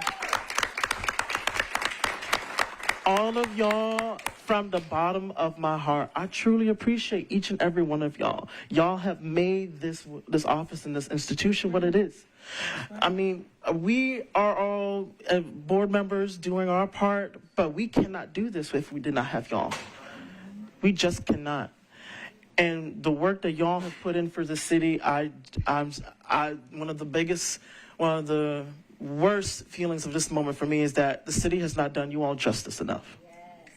And if no one else is going to say it, if it's not my fault per se, but I'm so sorry for how this government has treated you all, because you don't deserve that. That's right. You just don't. For all the work you've put in for the city, you just don't. I know I'm still young, relatively. I had to put that in there. But I have seen so many people that just dedicate themselves with every ounce of who they are because they firmly believe in what they do. And I feel that from everybody that works here. And I just want to say that I truly, truly, again, appreciate you all. And if nothing else, I just want to say job well done to you all for what you have put forth. Thank you. Okay. All right, so that is the end of our board member remarks and public comment. We'll now move on to proposed resolution reports. Okay, and I'm going to move pretty quickly through these because you'll see why. All right, so I'm going to start with CC. Give me 1 second, Yes. Dave. Assistant Director Kiley. So we did receive these reports for board members beforehand, and we were asked if we had any additional questions to submit them, and so we could have already reviewed them and really ask these questions and before we got to this moment. So that is why AD Kiley will be moving quickly through Pretty these. swiftly, yes. Thank you. So starting with CC 2022030, on March 19th, 2022, the complainant was involved in a drug overdose where an acquaintance was found dead in her vehicle in the parking lot of an AMC theater in Antioch. Paramedics and MNPD personnel were dispatched to the location to respond. After that incident, the complainant alleged that officers took custody of his cell phone and his wallet during the incident and that those items were not returned to him.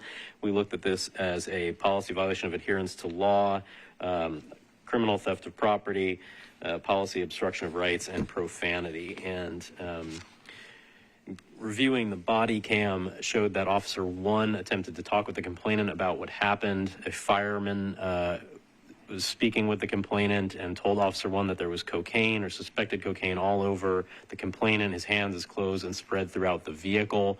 The vehicle is where the decedent was found, and the complainant was sort of alongside it.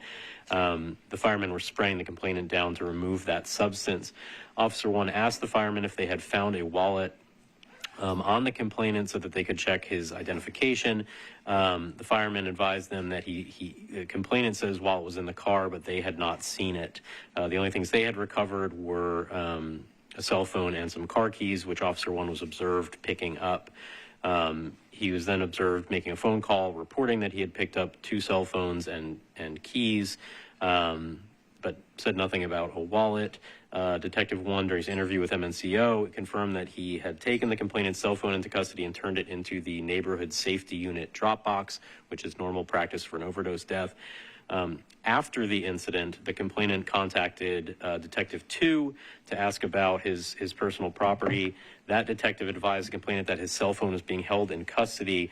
And the officers had obtained a search warrant for the cell phone. Detective 2 advised the complainant that he could not release the phone until that analysis was complete, and he asked the complainant if he wanted to speed up that process by providing 2 with the passcode to his cell phone, which the complainant declined to do.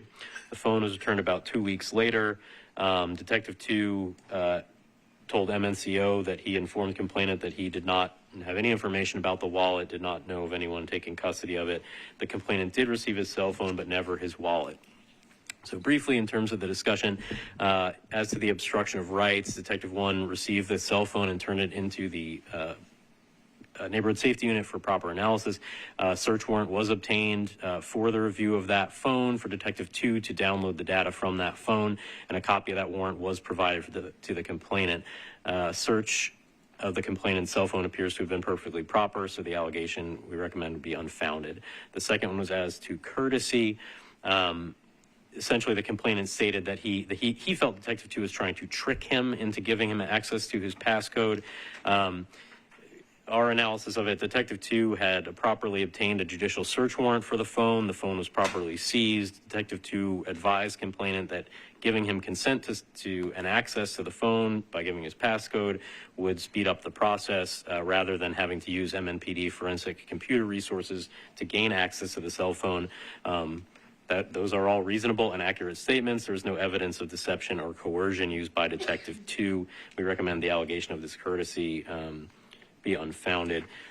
Third was adherence to law, and that was specifically as to the allegation that the wallet was taken.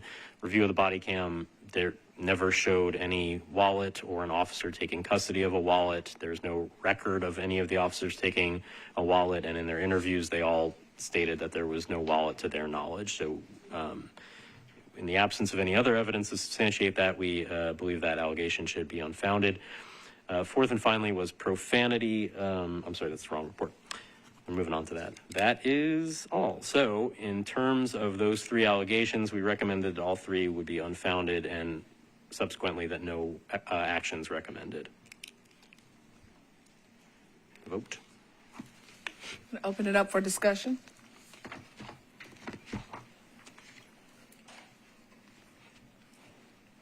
Member Brown. Member Goddard? Second.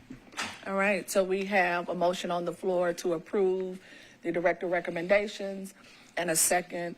All in favor? All right, thank you. Moving on to CC 2022057. Trying not to sound like an auctioneer. On October the 28th, 2022, the complainant had 3 police officers respond to his residence to investigate the theft of an iPad. He subsequently filed a complaint with MNCO stating that the officers had come into his house without a warrant and without permission, that they had lied about his nephew not being placed under arrest, and he further alleged that MNP officers did not allow him to film the questioning and arrest of his nephew. The review of the body cam showed that on October 28th, 2022, Detective 1, Detective 2, and Sergeant 1 responded to complainant's home. The reason that they got there was because they had a report of a stolen iPad, and the owner of that iPad was using the pinging feature to locate it at that address. Officers arrived, and so you have the complainant, his nephew, and then a third gentleman who's a roommate. When the officers arrived, the roommate, they spoke with him, asked him if he lived there. He said that he did, and he allowed them to enter the home completely consensually. Detective 1 and the sergeant spoke with the complainant, and at that point explained why they were there. The complainant did not at any point on the body cam object to the officers being inside of the home. Detective 2 spoke with the complainant's nephew via FaceTime. The nephew stated that he had found the iPad and said he'd return home, which he did. The nephew came to the house, immediately went into a room and retrieved the iPad, gave it to the officers. The officers asked him to come outside and answer some questions and advised him he was not under arrest at that point. He was Mirandized and agreed to speak with the officers. The nephew, while speaking to the officers, was wearing a backpack with a visible knife hanging from it. The officers asked him to remove that backpack for officer safety, asked him if he had any other weapons, and he advised that he had a gun. The officers took custody of the gun. During the interaction, the nephew was pacing around, repeatedly placing his hands in his pockets. Officers repeatedly asked him to stop doing that. Eventually, the nephew advised the officers that he also had knives in his pocket, and again continued sort of reaching in his pockets and moving around. Eventually, the officers patted him down and advised him he needed to calm down so that they could confiscate the weapons. During that exchange, when the nephew was physically resisting the officer's pat down, Detective 2 stated to him, quote, "God damn it, stop reaching." During that pat down, the officers found what they observed to be methamphetamine, and at that point the officers arrested the nephew. So we looked at first under warrantless searches. MNPD's policy and the Fourth Amendment allow officers to enter any home with consent, which is what they had here. The officers did not make forceful entry. They were allowed inside by a resident, and then the second resident, the complainant, appeared to have ratified that by never objecting to it. They did not search anything or go in any cabinets or anything like that improper, and so we do not believe Detective 1, 2, or Sergeant 1 violated the Fourth Amendment or policy. As to the Fourth Amendment issues around the nephew's person and the pat down of him, appears that because of the weapons and all that, the officers were there for a lawful purpose. The pinging of the iPad gave them reasonable suspicion to be there for theft. During that investigation, they were within their authority to detain him under Terry v. Ohio. During that detention, they observed knives, and then he stated that he was armed. That is sufficient for officers to then conduct a pat-down under law and policy, which they then did. Under that pat-down, they then located the guns and the methamphetamine, which gave them probable cause to charge the nephew with a felony under the TCA. And for those reasons, we recommend that the search was proper and the allegation be not sustained. Moving on to the arrest, MNPD policy allows officers to arrest people without a warrant when a felony has been committed and the officer has, quote, reasonable cause to arrest. That is a strange standard because it is neither probable cause nor reasonable suspicion, but that is what's written. We believe that standard was met because Detective 1, Detective 2, and the sergeant all had direct observed evidence that the young man was committing multiple felonies with possession of a firearm and the methamphetamine, which violates several provisions of the TCA code. For those reasons, we recommend that allegation be not sustained. Third was the use of handcuffs that is allowable under MNPD policy to restrain a person who is arrested for any offense. Furthermore, Tennessee courts have allowed officers to handcuff a person to ensure officer safety. Based on the circumstances and the weapons, we recommend that the allegation of improper restraint be not sustained. And finally, there is an allegation of honesty and truthfulness because the complainant felt that the officers had misled them by initially telling the nephew that he was not under arrest. That was an accurate statement at the time it was made. When the officers said that, the only thing they were looking at was the iPad, and ultimately they did not actually charge him with the iPad. They only charged him with the meth and the gun, which were found subsequent to that statement, so the officer's statements appeared to be truthful. Finally, the complainant alleged that during this encounter, he was attempting to record the police with his phone, and the officers told him to put his phone away and use profanity during that encounter. Our review of the body cam footage does not substantiate any of those allegations, and we recommend that they be not sustained. And that is all. So for all 4 of those allegations, we recommend they be not sustained. Questions, comments, thoughts? Nothing? Oh, and the statement. Yeah. Okay.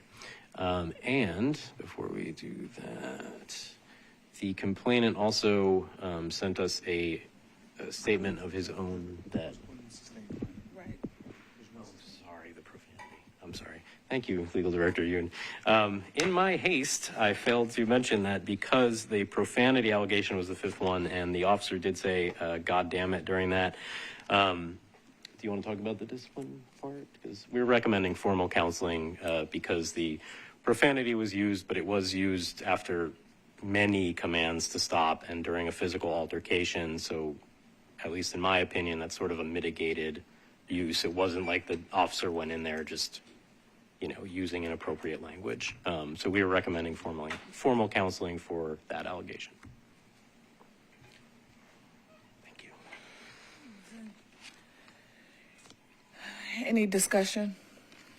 Member Brown. I would make a motion to approve the report as written. I would make one comment. I know when Member Arnold and I were going through the police training, I asked a question about why it seemed, everything was an F gun or something. And basically they said, well, it's just common practice, but they've got a specific regulation against it. And I think it's appropriate for the board to start trying to hold complaints that allege that gratuitous profanity is just simply not needed. And in many cases, in my view, it exacerbates interaction with the public. It doesn't de-escalate it at all. So I think under the circumstances, a recommendation for at least an oral reprimand be appropriate to send a message that police have got a regulation against it. It's time they enforced it. So I make a motion that report be approved. Okay. Thank you, Member Brown. I agree with you as well. Just the profanity isn't needed, especially if it is, written in the policy. But I do want to just to make a note because A.D. Kiley, thank you for that presentation. But we're recommending this action of category F because it was found sustained. Yes. Right? But then also in reviewing the detective's file, it was noted that there were 2 disciplinary actions within 24 months of that retention period, right? And that one of them was 1 day suspension for rear-ending another vehicle, and then shortly thereafter, a month later, go ahead. No, I mean, you finish. Okay. There was a written reprimand for failing to appear in court after being subpoenaed. And so this was found within that 24-month retention period. But I agree with you, Member Brown, with the recommendation to accept the executive director's recommendations. Member Goddard. You mooted my concern. I think those are supposed to kick you up to the next category if they are similar offenses. You haven't learned your lesson on that rule. But what you said, if you're just comfortable with the existing report, that's fine. And I will second the motion if it hadn't been seconded already. Okay. I think we were getting onto the same kind of track. I think for me, I do have some concerns around the failure to appear in court after being subpoenaed. I do have some concerns around that, especially just, I know it's not the exact same situation, but we have talked about where folks have left and or just where accountability has not necessarily been taken in certain circumstances. So I do feel more inclined, well, I agree, I do agree, and I see the logic behind the reasoning behind that. It does feel like maybe it would be more appropriate to kind of push it up a little bit, to say more like a written reprimand, perhaps, like category E, something that still acknowledges at least that has happened. Because again, I see the argument, but for me, I think personally, I do feel a little bit more compelled to kind of push it to that kind of level. Okay. Attorney Yoon. Just because it was mentioned, the failure to appear in this case, it wasn't that he showed up to court and just kind of left early. He does acknowledge receiving the subpoena, but then when calling in that day, which is considered the jail docket, he didn't hear that case being called and believed that his subpoena had then therefore been canceled, or maybe he was remembering it incorrectly. So he had no reason for it. They still reprimanded him for it, for the already mentioned. And if you wanted to, I guess, up this to a written reprimand, you could also do this as a second offense, take into account one of these priors or not. But you don't necessarily have to change the category of offense to an E, because that will also change well, I guess it won't change the retention period, but it could change if what's considered a prior or not in the future. And based on what they've said in the past about these written reprimands and these formal counseling, like a formal counseling or the oral reprimand, they are not necessarily considered discipline, in the regards like of a suspension. So, yeah, that's all I wanted to say. Member Nguyen. Yeah, this failure to appear in court is a daily event. It happens a lot because they have a court appearance unit that makes sure you're aware of your court. You get a subpoena, but that's a usual event. It happens all the time. It's not intentional. The other automobile accidents, you spend most of your life driving a car. So I don't think I've ever met an officer that hadn't wrecked their car. I've wrecked several over the years and gotten time for it. So immediately once you crash that you're going to get some vacation time. You're going to be off duty for a while, whether you're at fault or not usually. And it's put in place is to make you a safer driver. And a lot of it too is to make you, slow down because, cops are lead foots, they like to drive fast. So that's baked in almost automatically I'm not minimizing it, but it's kind of baked into the daily discipline of officers. Again, it's not something that's negligent or intentional. It's not something I'm going to crash my car today. That's not what they set out to do, but it does happen. So I just want to put that in the right context for you. So we do have a motion on the floor by Member Brown, and so we will hear that motion. Is that how it? I heard it more as a discussion item. So if there's a formal motion that can be. He moved and I seconded. Yes, Sorry, it I was thought a move you and were a pointing second. toward Ms. Spencer. So yes, Yes. there is a motion, there's a second. This is part of that discussion. Can we repeat the motion? I think it's just to adopt. Accept the report as is.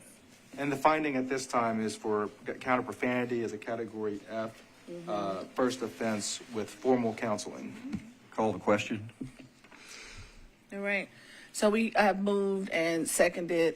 All in favor? Aye. Opposed? All right. I just want to make one clarification to it. Attorney Yoon said a formal counseling, but here I make the recommendation of a Or reprimand. So let's just, is that clear? We need to do it again then? Okay.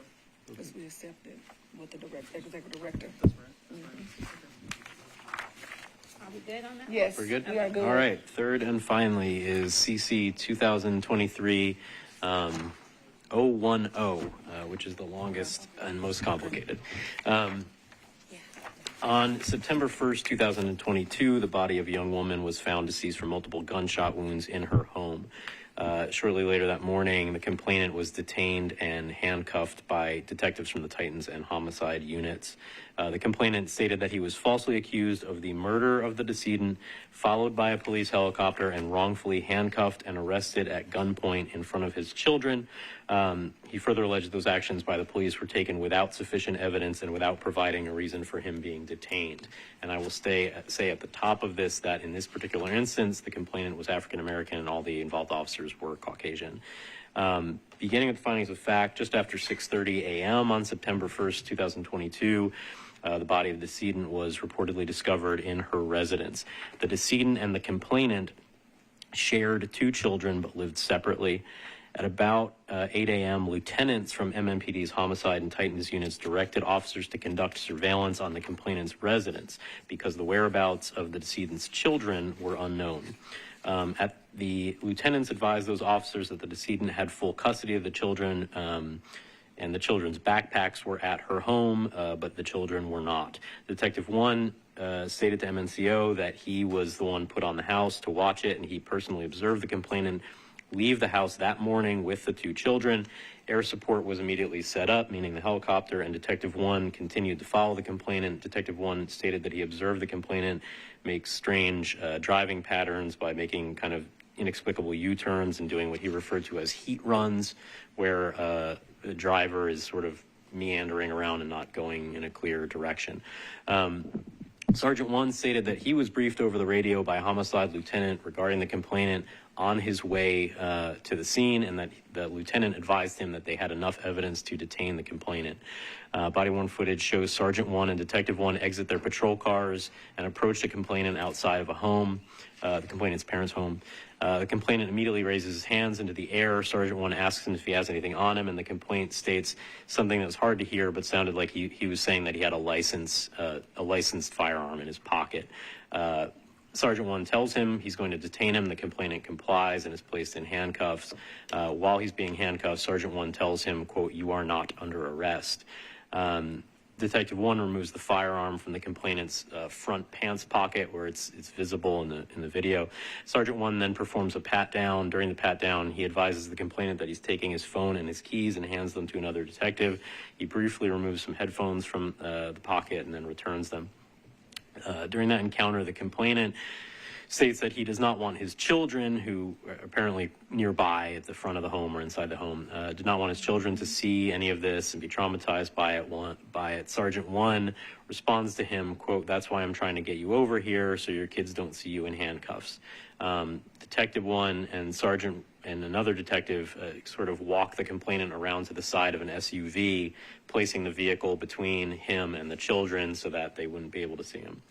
At that point, the complainant asks to be moved again because he's now in the sunlight, and he tells them, that he doesn't want to be standing in the sun and be burned. And at that point, things start to escalate, and he becomes more upset, visibly upset. In MNCO interviews, the officers stated that they did not bring the complainant inside of the home because they did not know who or what was inside of the house. Sergeant 2 stated that it is not typical for suspects to be brought into a residence, especially in this situation, because officers felt it was safest for him to be detained outside, particularly because of the seriousness of the crime they were investigating. Sergeant 1 explains to the complainant that officers would be there shortly to talk with him, and another officer tells him that they were trying to coordinate some things. At that point, the complainant became visibly upset, really raising his voice and telling the officers they were treating him unfairly and so forth. Sergeant 2 told MNCO that after speaking with the complainant's parents, grandparents, and youth services detectives on the scene, they established that the complainant did in fact share lawful custody of the children, contrary to what they had been told. Sergeant 2 stated at that point that it was collectively thought it was okay to no longer detain him, and the complainant was removed from the handcuffs. Total time he was cuffed, according to my review of the body cam, was about 8 minutes. OPA's count was about 7 minutes. After the handcuffs were removed, Detective 2 approaches the complainant and it basically tells him she wants him to calm down before she can explain what's happening. And I should add that the complainant repeatedly during this encounter is asking the officers what's happening, why am I being detained, and they basically are telling him, we're trying to figure this out, these other detectives are going to come talk to you. Sergeant 2 then informed the complainant's father and the complainant why they had placed him in handcuffs, and stated that was because of he had the gun on him, given the nature of the crime and the totality of the circumstances, that they had been concerned about officer safety and the safety of the children. Sergeant 2 stated that the officers just wanted to talk to the complainant about the children and obviously about the death, and explained to the complainant that they had wrong information and did not understand what the custody arrangement was. Sergeant 2 continued to ask the complainant to come meet with the homicide unit and offered grief counseling for the complainant's children. At some point, a news crew also showed up, which the complainant mentioned. All officers denied having any part in calling the news crew and said they didn't want the news crew there either. And towards the end of the encounter, Sergeant 2 is heard instructing another officer to basically tell them to leave. In terms of the murder investigation, a suspect was arrested on February 23rd, 2023. So quickly, looking at the issues raised in the complaint, the first was obstruction of rights as to the stop and seizure. Our analysis was that the officers did not violate the gentleman's Fourth Amendment rights. Officers need reasonable suspicion to handcuff an individual. And here, at the time that Sergeant 1 and Detective 1 approached the complainant, the information that they had was that the victim had been found very violently murdered in her residence, that the victim had sole custody of the 2 children, of whom the complainant was the father, that the victim's 2 children were not at her residence, that the children's backpacks were at the victim's residence and they had school that morning, and that the complainant was observed leaving the home with the children that morning by MNPD. While that information may be insufficient to support reasonable suspicion of a murder, it was sufficient, I believe, to support reasonable suspicion of custodial interference, aggravated kidnapping, or related very serious offenses. And the officers stated repeatedly during it that their primary focus during this was on finding and securing the children.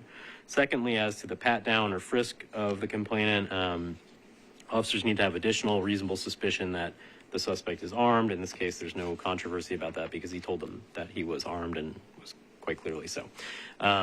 We recommend the allegation of obstruction of rights as against Sergeant 1 and Detective 1 be not sustained, and the allegation as against Sergeant 2 and Detective 2 be unfounded, as those 2 officers were not involved in that part of the incident. Part 2 is, or complaint allegation 2 is as to the use of force. The complainant alleged that the officers handcuffed him at gunpoint. Review of the body cam did not show any officers unholstering their firearms at any point or pointing weapons at any person, so we recommend that that allegation as to officers be unfounded. Third was as to the use of restraints, specifically the handcuffs. Again, officers were approaching a gentleman they had been advised was in unlawful custody of 2 missing children whose mother had just been murdered, and he was her former partner. Upon approach, complainant told officers that he had a firearm in his pocket, and under those facts, it did not appear unreasonable for the officers to handcuff the complainant for officer safety. That is under state law and under MNPD policy. In their interviews, Sergeant 1, Sergeant 2, and Detective 1 all described the situation as an emergency and expressed serious concerns about their safety and the safety of the children during it. Sergeant 2 is observed in the body cam explaining to the complainant multiple times that is why they placed him in handcuffs. Again, the complainant was handcuffed for approximately 8 minutes, and immediately, once they sort of established what the custody situation was, the complainant was almost immediately released, so we recommend that allegation of improper restraint be not sustained. As to the final one was discourtesy, Obviously, this was an upsetting and incredibly traumatic and terrible situation for the complainant. However, a review of the body cam demonstrated that the officers, or illustrated that the officers maintained calm, courteous, and professional demeanor towards the complainant throughout the encounter. They used professional language. They used minimal physical force. There's nothing in the camera about any officer speaking inappropriately or aggressively or using physical force on the complainant. Sergeant 1 made efforts to move the complainant out of the line of sight of his children as was requested, and Sergeant 2 asked the news crew to leave. When the complainant became upset and began shouting in the street, Detective 2 and Sergeant 2 specifically made efforts to defuse that situation and spoke to him in a compassionate, calm tone. And due to those facts, we'd recommend the allegation of discourtesy also be not sustained. So, under those facts, we're recommending that none of the allegations be sustained, and therefore there's no recommended action. Any discussion? Member Brown.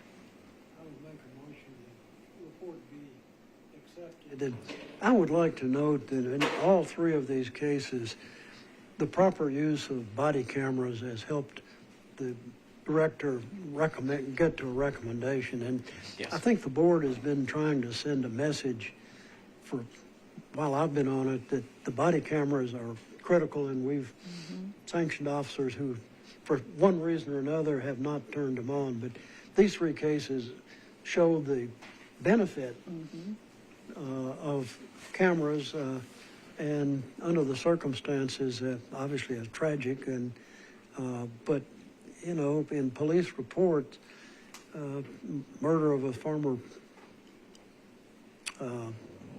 spouse or partner or significant other is, you know, a high suspect, and so it looks like the police, based on the information they had, did offer proper, and they moved him out, and of course the media record all sorts of police transactions, so you know, you hear a homicide and they've got somebody stopped there, they're going to be there quick, and so no indication that the police did that, in fact got rid of them. So I recommend the report be approved as written.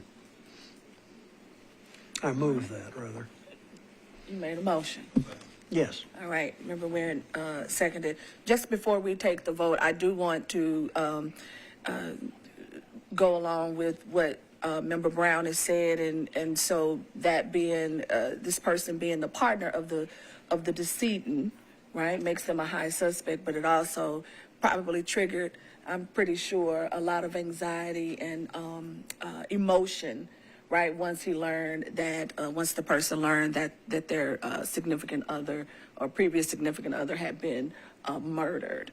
So I'm sure that played a part in some of that. Yes, absolutely. Oh, I think very clearly, particularly since it's been established that he did not do it, but, you know, the death and then sort of being suspect certainly would generate a hell of a response from me. Profanity, Member Brown. I've got to resign. What category is that? Thank you. All right.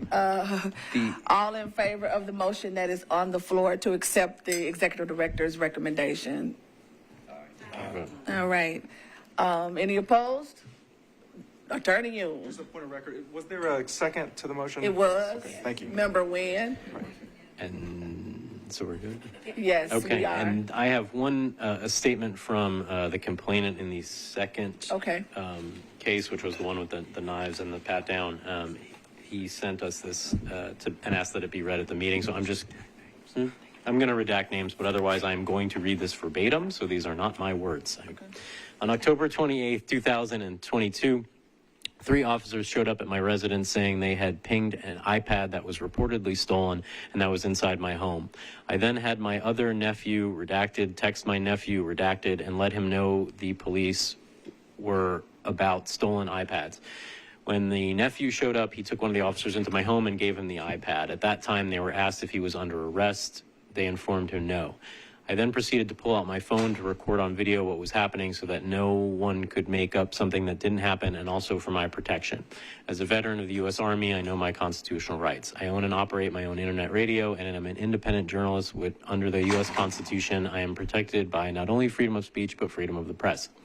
At which time, I may be wrong, but I believe it was Detective Number 1 that told me, and these are his words, not mine, quote, "Put your fucking phone away or you will be arrested," end quote. Even though I know I have the right to record and film anything that is happening on my property without fear of being arrested. I went ahead and put my phone away so as not to cause any problems.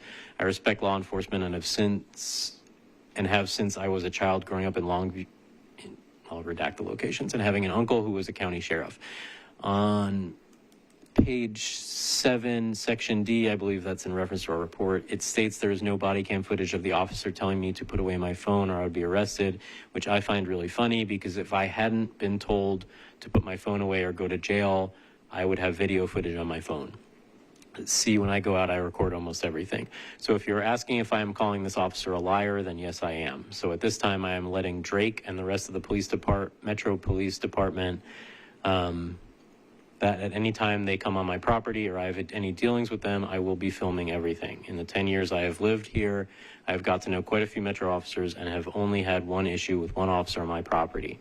To Chief Drake, as of now, I will no longer call you police chief. I will just call you Drake. See, respect is earned, not given. Being that I am an independent journalist, I invite Drake to come and have a sit-down, face-to-face, on-camera discussion about these issues.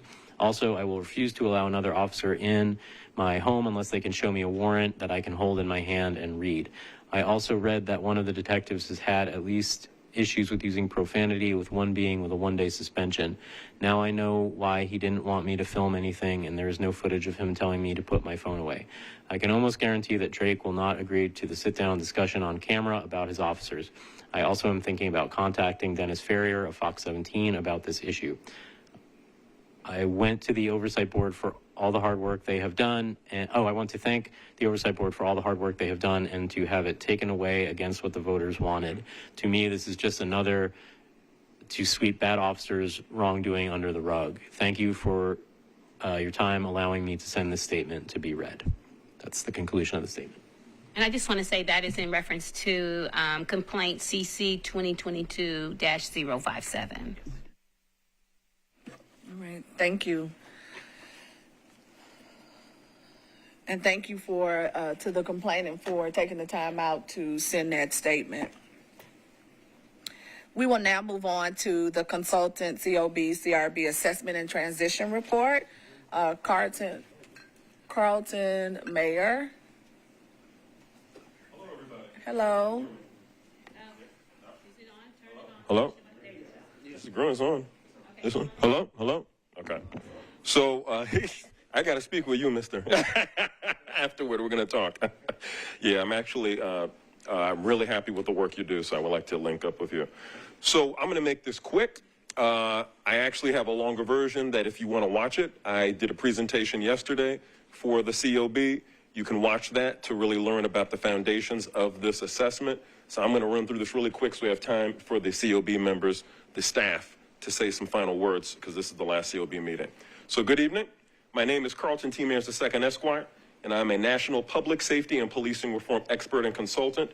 I work with communities nationally on advancing an approach that I developed called the Community Empowerment Centered Approach and the CAP method to solve public safety challenges as one community through more so proactive rather than reactive strategies and with equity and inclusivity. But we'll talk a bit more about that a bit later. For today, I'll be presenting to you on the Metropolitan Nashville Community Oversight Board Assessment. And for today's presentation, I will discuss the challenges of the COB and MNCO, meaning the Community Oversight Board and the Metropolitan Nashville Community Oversight, which are the staff of the board, identified by the assessment and the recommendations on lessons learned for effective operation of the CRB Community Review Board and MNCRB, the Metropolitan Nashville Community Review, which is the staff of the Community Review Board. Okay, I'm not going to go through all this. Just please take a look. If you'd like to hear all this stuff, like I said, I did a presentation yesterday. It's been recorded. This is essentially the assessment plan. So let's keep it moving.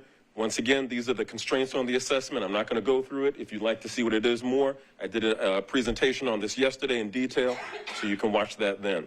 So, like I said earlier, I work with communities across the country on advancing the community empowerment-centered approach, and the vehicle for the community empowerment-centered approach is the CAP method. As you can see here on the slide, the CAP method consists of 3 components. Each component must be achieved in order for the CAP method to be successful.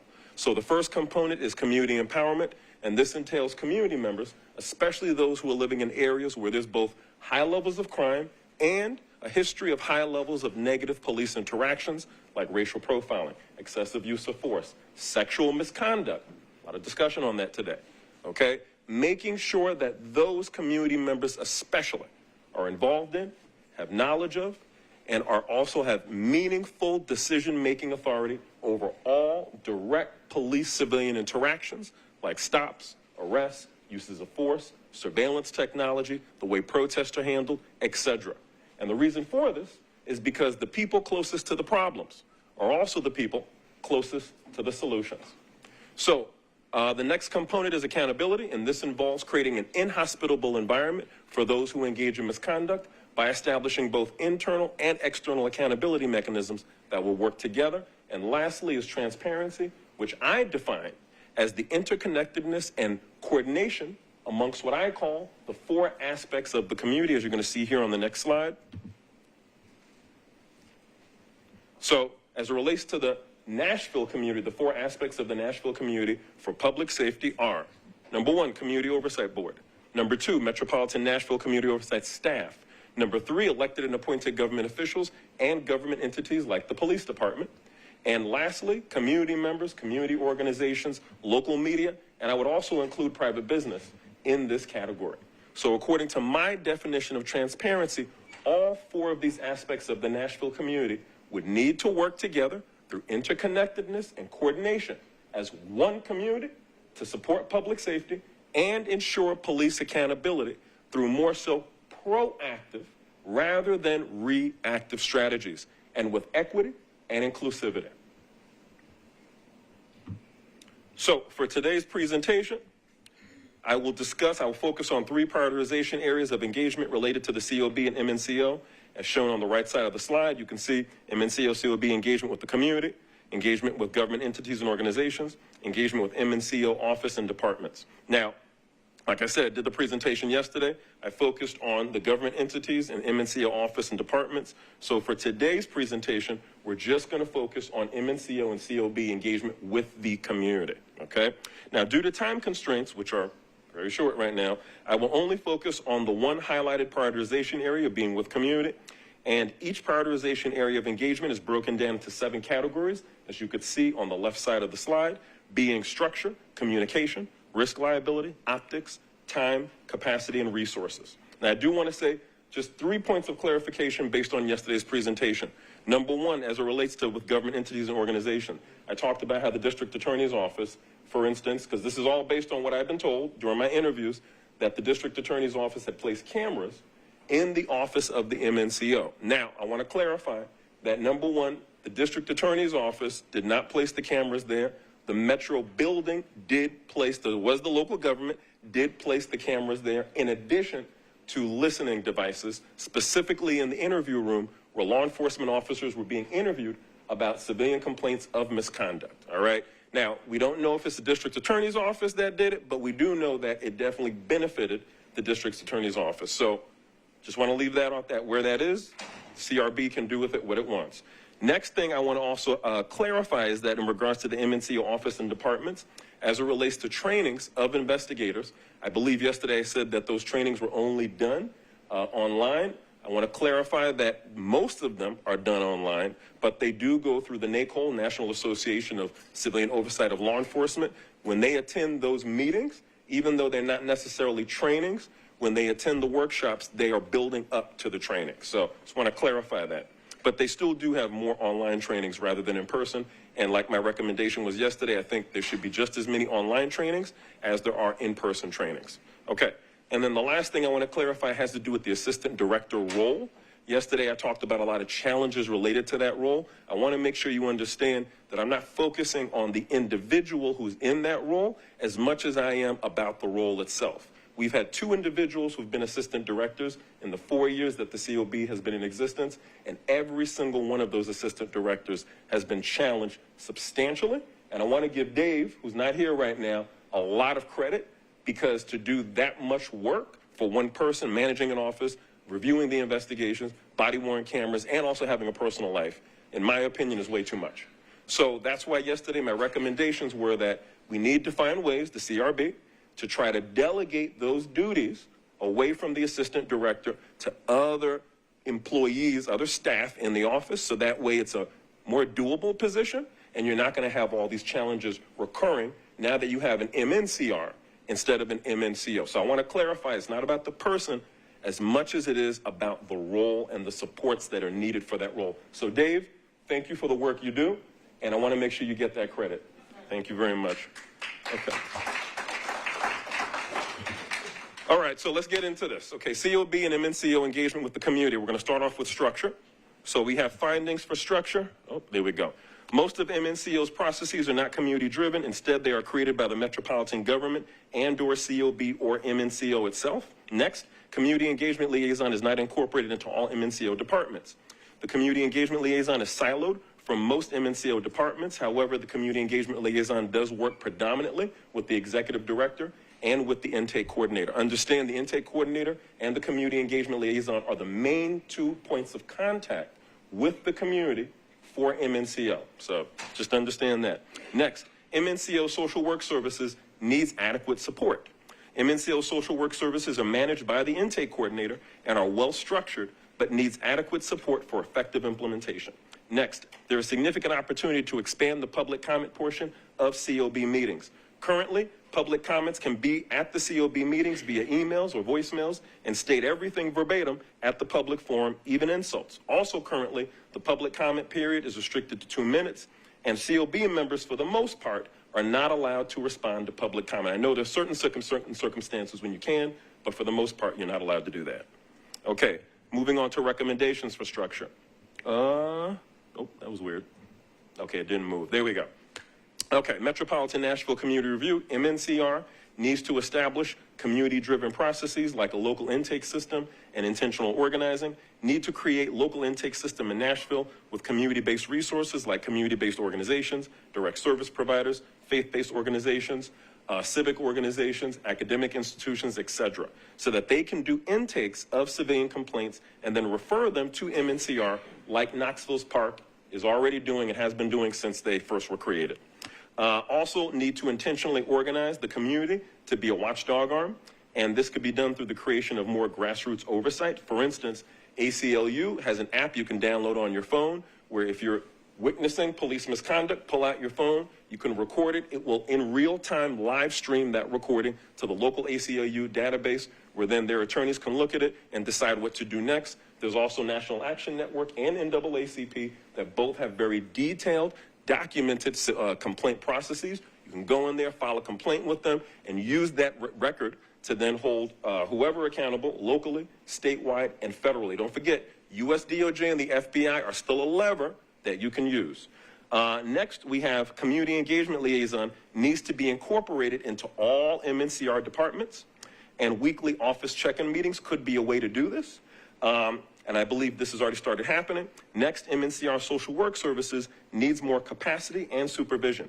The assistant director who manages the intake coordinator should do a weekly check-in with the intake coordinator to ensure adequate supervision and should hire at least one person to work under the intake coordinator to support social work services. All right. Then, next we have public comment portion of CRB meetings needs to be explained. Now, this is based on the interviews that I conducted. This is what I heard. I was going to tell you what I heard. COB does not get many public comments. If there's more public interest, then yes, should expand public comment, but don't want people to go on and on.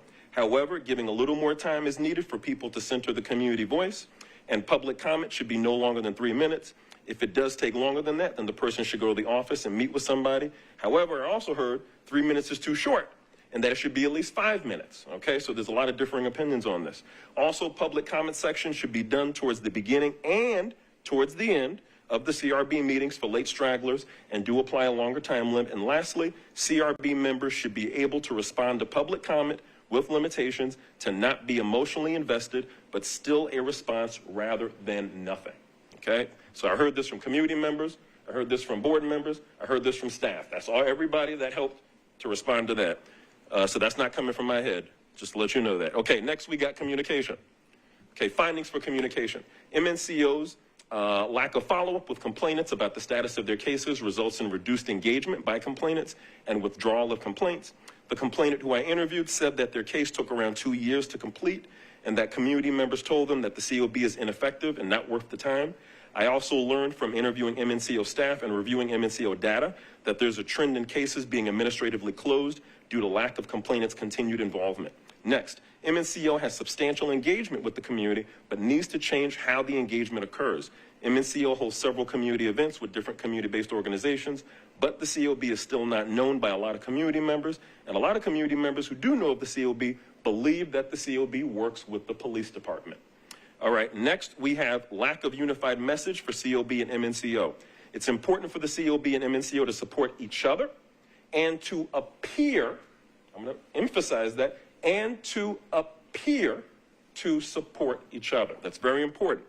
But debates between the MNCO and COB during meetings show a divide on messaging, okay? A lack of unified voice. And like I said, this is what I'm getting from interviewing community members, board members, and staff. Not from my head. So just important that you know that when you're transitioning to CRB. Okay, recommendations for communication. MNCR needs to strictly enforce the timeline for audits to maintain engagement from complainants. Staff have said that there should be more communication between the investigators / now reviewers / auditors and complainants. This communication should be simple and more frequent, and the MNCR should give timely updates to complainants. The timeline for audits needs to be enforced, needs to be follow-up during the audit process to prevent audit withdrawal. Next, administrative staff should assist with follow-ups for complaint delays. Next, MNCR needs to more effectively custom tailor its community engagement for different audiences in Nashville. MNCR should use conventional and unconventional ways to engage different populations in Nashville. For instance, have ongoing engagement through regular canvassing, like speaking at barbershops, basketball courts, community gatherings, including religious gatherings. I believe this has already started happening. Next, needs to be a comprehensive and unified strategy and organization between the CRB and MNCR. Need more unified goal setting and strategy and collaboration. CRB and MNCR should engage with each other outside of CRB meetings, like CRB members visiting the office regularly, and a retreat, which I know you already did one, which I heard was phenomenal, but it looks like you might want to maybe make that an annual thing, right? Once a month or once a year, y'all come together and do some bonding. All right, we're going to move on now to risk liability. Okay, findings for risk liability. Relationship between COB and the community is challenging. I've been told that the community does not believe in the COB as when it first started, because not as much has been done. People either know, don't know about the COB, or think that the COB is working with the police, and the backlog of complaints adds to the community's frustration with the COB. Next, the lack of community participation in COB meetings hinders COB's efforts. This delegitimizes the COB and its work. Next, community engagement liaison needs adequate supports to effectively do job. So I was told that from the time that the first community engagement liaison, you only had 2 community engagement liaisons in 4 years. From the time the first community engagement liaison was in that position to the time that the current community engagement liaison is in this position, there was a gap of time when you did not have anybody doing any kind of community engagement efforts. And what I was told is that this hurt the community engagement efforts and is still impacting the community's view of the COB presently. All right, so we'll talk a little bit about that later. Next, location of the MNCO office is a hurdle. Current location of MNCO office does not provide for adequate parking, has had street restricted and fenced off due to construction, which is still happening, and it's so bad right now. It's really bad. And the presence of MMPD officers going to the district attorney's office is intimidating for a lot of community members. Okay, so now we're going to move into recommendations for risk liability. MNCR needs to lean more into credible messengers, and I think we heard some of that today. So what that means is MNCR should engage with victims' families and former complainants to be credible messengers. In other words, you need them to be out there standing up for you, right? Because they're the ones who are most directly impacted. Like I said, it's all about the people that are most directly impacted. If they're not speaking up for you, then you don't have what you need to go up against all this stuff from the state law, from the government, from whoever. So the fact is that, you got to bring in those credible messengers. And something else you could do that was brought up from the interviews I did is you might also want to consider getting some of those credible messengers on the CRB as CRB members. Okay, now I know that's not up to you. That's up to the mayor, right? But it's just something to think about as the CRB is evolving over time. How can we make ourselves stronger by bringing in more credible messengers, okay? Next, MNCR needs to develop mechanisms and processes to engage with community differently. The COB usually goes to others' events, and the CRB should put on more of their own events, more CRB-sponsored events, do something regularly in the community that's not a CRB meeting, like a town hall and/or a recap of CRB meeting, and discuss general related topics that cannot be discussed in 2 to 3 minute public comment section. Next, community engagement liaison needs more effective planning and capacity. The community engagement liaison needs a team for supportive tasks and needs 2 things: a detailed community outreach and communications plan. So I know that one already exists, but I'll be honest with you, it needs more meat on the bones. It needs more details. It needs to be more comprehensive. So what I recommend, because this is what's happening right now.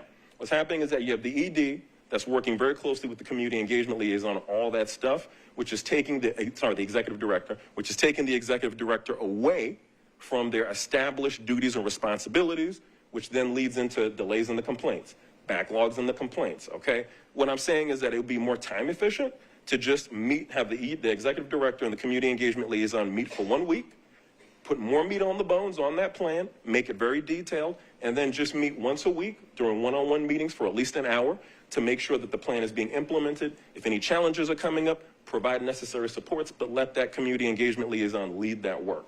So that would be more time efficient because then the ED, the executive director, can focus on the more imperative responsibilities and duties of their job. Now, the other thing that needs to happen with the community engagement liaison that I noticed is a big problem with the MNCO is the rapid response. So there is no rapid response plan. Most organizations, like I used to work at Legal Defense Fund, we had a rapid response plan. NAACP National, we had a rapid response plan. What that means is that when things happen out of left field, you don't see it coming, but you have to respond to it. You have to have a plan in place on how you're going to do that. Right now, pretty much leave all the work that they need to do to come together and try to respond to whatever's happening, and that could take anywhere from hours to more than a day. So that means all the other work that needs to get done is not getting done, so now you have delays and complaints. Now you have a backlog that you have a hard time getting rid of. It's not time efficient, so in my opinion, what I recommend is that what's more time efficient is 1 week, all the staff should meet, including the community engagement liaison, draft up a rapid response plan that would essentially be a framework so that when these things come up, the community engagement liaison can take the lead on it and say, okay, I'll work with this employee, the 2 of us will do this together, produce this plan, then we're going to distribute it to all of the staff. They can provide some feedback in the moment or give us a thumbs up, and then boom, we get it out. That way, staff are able to still have enough time to do what they need to do, including the executive director. You're going to have less likelihood for backlogs, less likelihood for delays and complaints. And the community engagement liaison is able to lead in that role. All right, next we have MNCR needs to change its office to a more accessible location. MNCR needs to be an office location with adequate parking and easy access without the presence of police to establish a safe place, and I believe this is already happening, which is very good news. And then we're almost done. We have optics. All right, findings for optics. The COB and the Office of Professional Accountability, OPA of MMPD, essentially the Internal Affairs Office, are perceived by the community as being ineffective and holding MMPD accountable for misconduct. I was told that usually complainants want to give the complaint to the COB and are happy to have the COB as a resource, even if they think that it is ineffective. However, it is uncertain how the community will view auditing instead of investigating once implemented. I was also told that community members don't trust OPA because of its controversial leadership. I'm not going to talk about that, but I think we all know about that. Next, I was told that the community sees OPA as a place that complaints go to die. Okay, I want to make sure you hear that. And community members who care about the COB are still engaged, and residents would like to still see the COB as a redress to OPA. So next, we have backlog and delays in handling complaints has hurt the COB's image and has made the COB appear ineffective. Next, state law and ordinance watered down the COB's power. State law and corresponding ordinance has reinforced the perception by this perception of the COB and being ineffective by taking away the COB's investigatory powers. All right. Recommendations for optics. MNCR needs to hire a public relations person or team to help create and implement a strong campaign to inform the public on who the CRB is and what powers the CRB has. Inform the community what functions the CRB can still do, because there's a lot of, just it's not a positive narrative right now that's out there. So you need to change that narrative. For instance, reports on policy, role on individual police behavior through how OPA operates.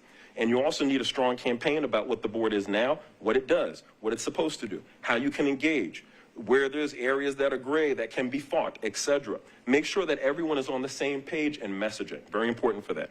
Next, at least one CRB member should be present at every CRB community event. This will legitimize CRB with the community and allow the community to hear directly from CRB members. I know some of you do that. I'm looking at Winslow. Winslow. So, you know, I'm saying that you show up to meetings, so that's why, yeah, I'm looking at you. Next, MNCR needs a system to consistently follow up with complainants about delays. MNCR should delegate setting up a follow-up system for complaints to the administrative staff. Next, the mayor needs to support the CRB in its work. Meaningful and ongoing engagement from the mayor's office legitimizes the CRB. Okay, now we have time. Findings for time. Investigations take too long to complete. The complainant who I interviewed said that it did take MNCO 15 months to finish the case because police did not give information for the investigation, and the complainant always had to call to get information. According to the complainant, the 15-month time of investigation was too long when 6 months would have been reasonable. Okay, that came from a complainant that went through your process. Next, handling backlog and delays and complaints is a major challenge for the COB and MNCO. COB and MNCO have struggled with backlogs and delays and complaints since they began investigating complaints. COB and MNCO started investigating complaints before establishing internal structural foundations to do adequate investigations. And I want to let you know, the recommendations I provided in yesterday's presentation will give you, the CRB and MNCR, a pathway to address this so that this is not an issue for you going forward. So please do look at that presentation. Recommendations for time. MNCR should report back to complainants at least once a month until the case is closed for regular contact with the complainant about complaint status. Next, MNCR should make sure to do complaints within statute of limitations for complainants so that they can file a lawsuit after the complaint process is completed. And that one came specifically from your complainant, one of your complainants that went through the process. They said, we need to be able to know in enough time so that we can file a lawsuit just in case it doesn't work out with you guys. So just kind of keep that in mind. Next, we're going to go over capacity real quick. I'm going to wrap it up. Okay. MNCO does not have enough support to consistently follow up with complainants about the status of their complaints. I was told that the complainant follow-up requires bandwidth, but this is a time suck, and this is why it's not happening. The timeline for contact needs to be drafted into SOPs like every 30 days for a follow-up, so standard operating procedures that provide guidance on practice and implementation. Next, needs to be more community attendance at COB meetings. People show up to community events, but not COB meetings. Attendance matters. Community needs to come out since the community presence legitimizes the COB. Next, the community engagement liaison and the intake coordinator need more support to adequately do their jobs. Like I said, those are your 2 point of contacts with the community. Community engagement liaison and the intake coordinator do not have sufficient substitution systems and do not have anyone working under them. So for instance, remember I said earlier, there was a time you had a community engagement liaison, then you didn't, then you did, and how everything kind of fell to the wayside. You don't want that to happen again. So you need to have something in writing that says when there's not a community engagement liaison, this is who will then take on that role as a substitute. That's not the case right now. And then with the intake coordinator, if something were to happen to that person, who's supposed to take over for them is one of the investigators. So my question is, well, if the investigator's doing that, then they're not investigating. And if they're not investigating, then that's possibly going to feed into delays and complaints and the backlog of complaints, right? So if you want to prevent these issues, you got to make sure that your systems are strengthened up and bolstered. So we're going to talk about that in 1 minute. Oops, wait a minute. Okay, yep. Okay, 1 minute. Next one. Okay, recommendations for capacity. MNCR needs to hire an additional administrative assistant to ensure consistent and timely follow-up with complainants about the status of their complaints. And I just want to real quick say, when I say hiring somebody for this role, it doesn't have to be a full-time employee. It could be a part-time person. My concern is that you have 2 administrative people right now. And I mean, I used to be an administrative person. That was one of my first jobs out of college. People get sick, okay? Things happen. That's life. That's just reality. There's a lot of responsibility that the administrative staff is going to be taking on, you know, because they're going to be taking away work from the assistant director, away work from the executive director, away work from the legal advisor. So you want to make sure that you don't have one person that's doing all of that. So it's good to have at least 3 people in that role. You have 1 administrative manager and 2 under them, and that way there's always somebody there to do the work, and nobody's going to get overwhelmed, okay? So just keep that in mind. Next, the community engagement liaison and the intake coordinator need sufficient substitution systems and their own respective team of staff working under them to provide necessary supports. Next, MNCR needs to be more intentional in partnering with community-based resources, can increase community attendance by partnering with community-based organizations in the areas where the CRB meeting is occurring, and also be more intentional with partnering with community groups and academic institutions in the area where the CRB is occurring, and also with community-based organizations that nominate the CRB members. I know some of you have been nominated by nonprofits or by organizations. I think it makes sense to have those organizations kind of do a bit extra work when it comes to trying to get people out to these events. So that's my recommendation on that. And to wrap this up, we got resources. Okay, findings for resources: no establishment of an intake system to be a pipeline for complaints to the COB from civilians through community-based organizations and civic organizations. Next, MNCO social work services only provided one way, meaning person in need gets in touch with the intake coordinator gets in touch with the direct service provider in the community that's working with them. That direct service provider contacts the person in need. That's a one-way referral system. Okay, and then lastly, recommendations for resources. CRB and other civilian oversight authorities in Tennessee should create a system of local advocacy with community-based resources across the state of Tennessee to support each other on civilian oversight. Establish a statewide support of civilian oversight across the state for protection against further efforts to undermine the civilian oversight in Tennessee. Trust me, the Tennessee State Legislature is not done with y'all yet. Okay, so you got to start, like I said, be more proactive rather than reactive. Think ahead and get all of the support around you. So like I said, those credible messengers, all of that, get them together. And not only here in Nashville, around the whole state, because it's a lot harder for them to come at you when you have that kind of support. Right now, everybody's siloed. So it's so easy for them to just one by one knock you all out. So change that dynamic and you will change the way that things are happening for you.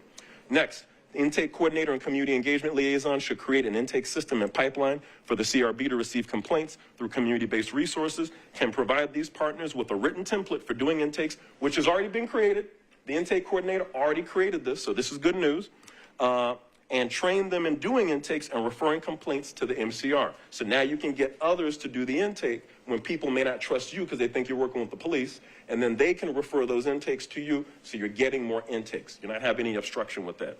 And then lastly, MNCR social work services should provide a two-way referral system to the community, need a two-way referral system to ensure that community members in need receive proper supports by allowing the community member to contact the direct service provider, and for the direct service provider at the same time to contact the community member. That is called a two-way referral system, okay? So in order for all these recommendations to be implemented effectively, you need to revise related COB, CRB rules, bylaws, and SOPs to reflect these changes.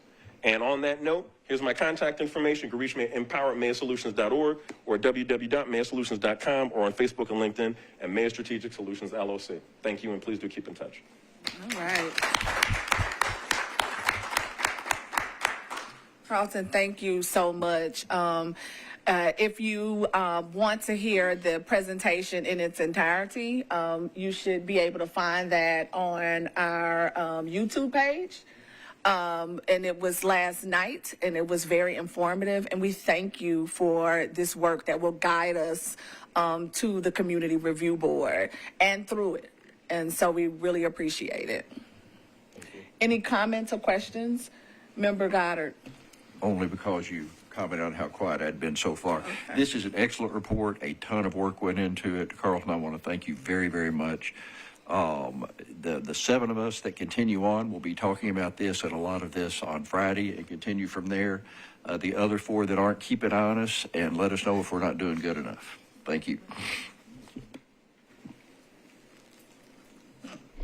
I want to thank Carlton. We've worked alongside each other for many, many months. And of course, some of the information is, we take it in. It's some of it is difficult to hear, but I appreciate it. I think it's going to be helpful to us as we move into this new board and system that we'll be putting together. And so I appreciate your expertise, your knowledge, and your time, and your laugh, because sometimes it was really funny. But just the work that we've had to do together has been really refreshing. I think everyone in the office look forward to your time with them.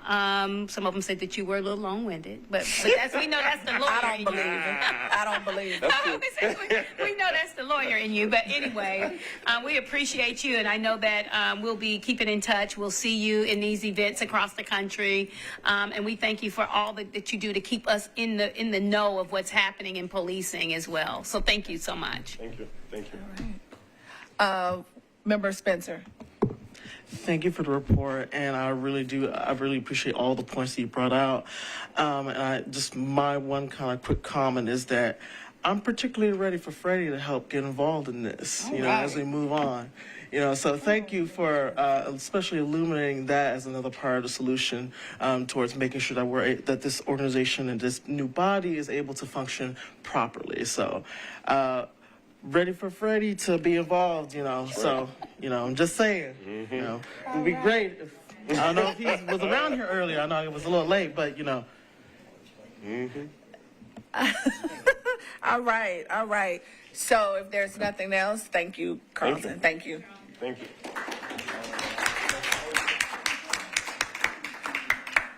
So now we will have our update from the research team? Yeah, it'll be real quick. Okay. Running out of time. All right. And the security guards come out here and run us out. Literally. Like Otis from Mark.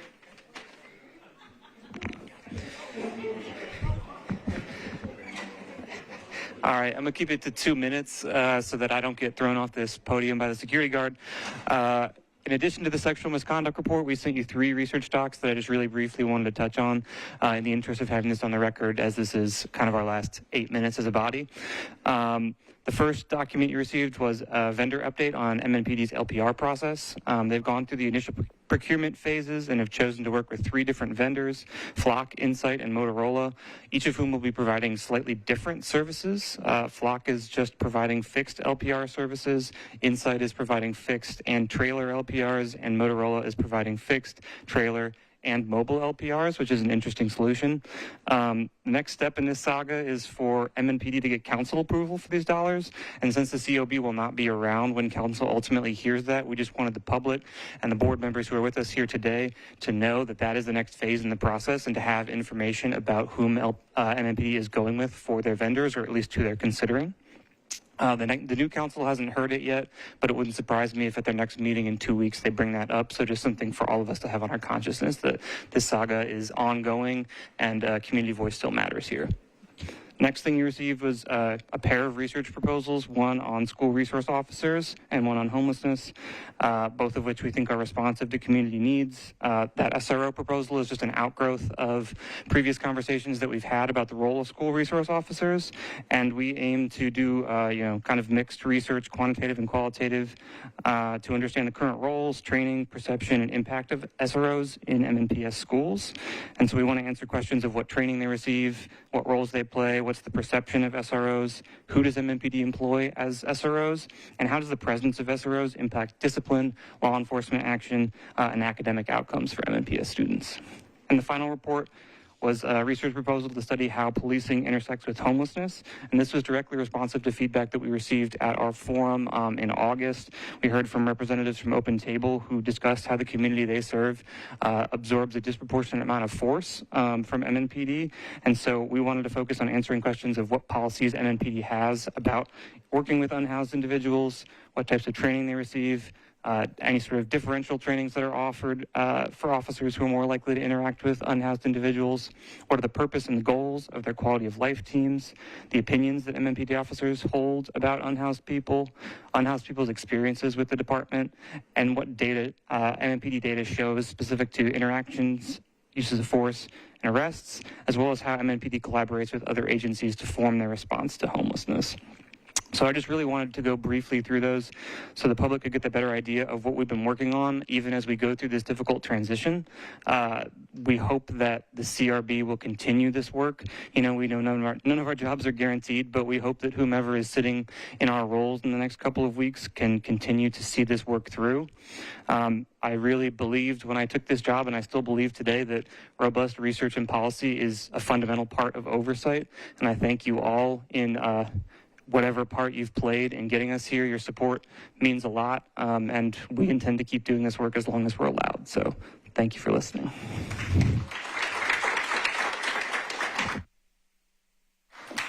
Thank you, Gavin.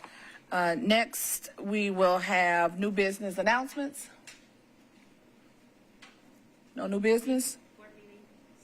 CRB, that is right. So the CRB, if we have said this 100 times tonight, that the CRB's first board meeting will be Friday, October 27th at 2 p.m. at the Nashville Main Library. And just like we came together tonight, at the end, or presumably at the end of the Community Oversight Board and its last meeting, potentially, we will have the first meeting of the Community Review Board on Friday at 2 p.m. at the Nashville Main Library. And we ask that you all come back to join us. And for those that didn't have an opportunity to come tonight, feel free to join us on Friday at 2 p.m. because we'll still need your support. As we stated earlier, the fight is not over, and we are requesting that we have co-laborers and co-conspirators as we journey on to police oversight and accountability. All right, Executive Director's statement. And just one thing about the CRB meeting, I will post that on our regular COB socials, those platforms. It's also posted on a new CRB Metro government website. If you go to nashville.gov, you can find that information under Boards and Commissions Community Review Board. But for those who just usually look for our information on Twitter, Twitter, Facebook, and Instagram, I will have that up there. All right, so I want to close. Jill, sorry. There was some. For members of the public that want to come, is there free parking available, or are they stuck with trying to find downtown parking? Usually at the downtown library, you can get validated for the first 2 hours, so for free. But there's no. What about the rest of the meeting? Yeah, I don't know. They didn't say anything about that. Okay. So.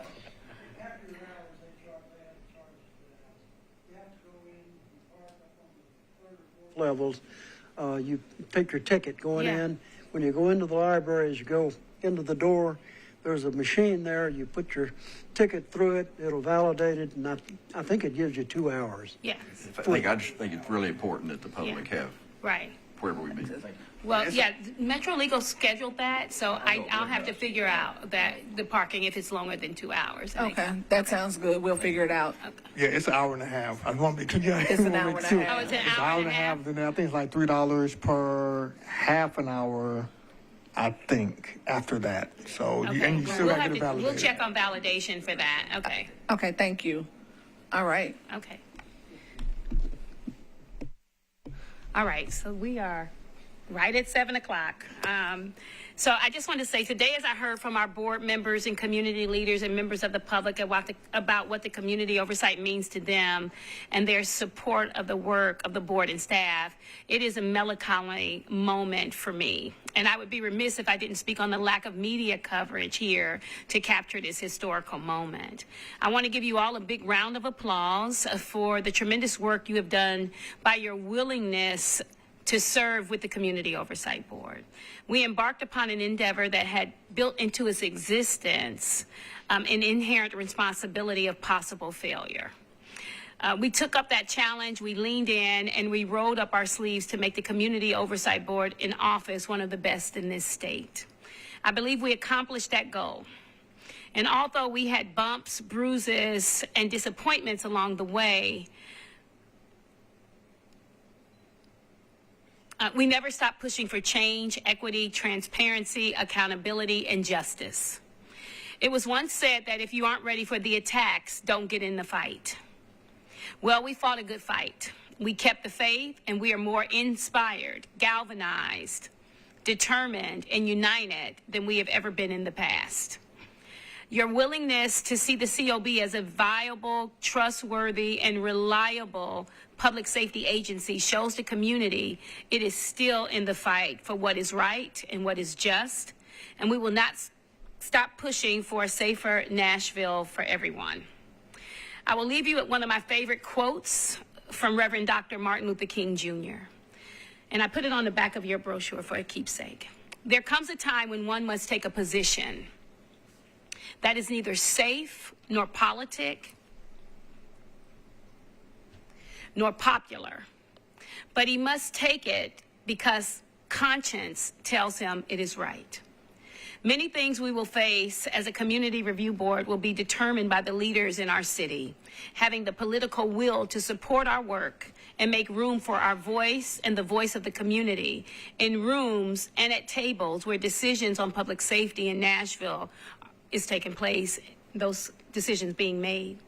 I look forward to continuing this work with you to lift the voices of the voiceless, standing against oppressive power structures, and erasing violence and harm in our public safety institutions. And I thank you for trusting me to lead this agency in its next iteration of police accountability. Thank you. I'm very honored to serve this community this way.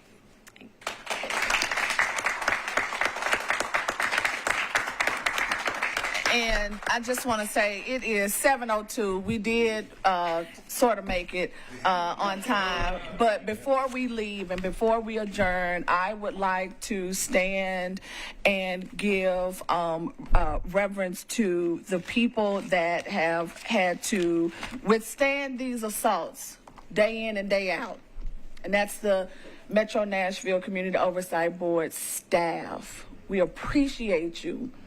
This office, this work is not easy, and we know the attacks that you have to face every day. The board, all we can do is stand in solidarity with you. We cannot even walk in your shoes. And so we want to say thank you. And I can say now, or we can almost say because it's almost Friday, that the Community Review Board will be back, the staff will be back, and the work will continue. All right? Thank you.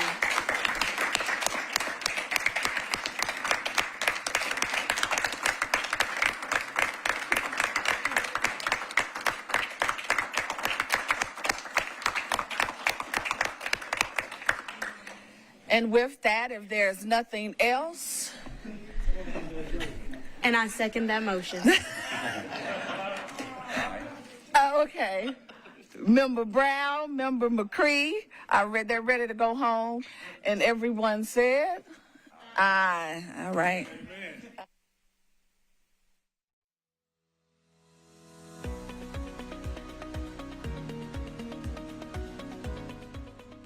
This has been a service of the Metro Nashville Network.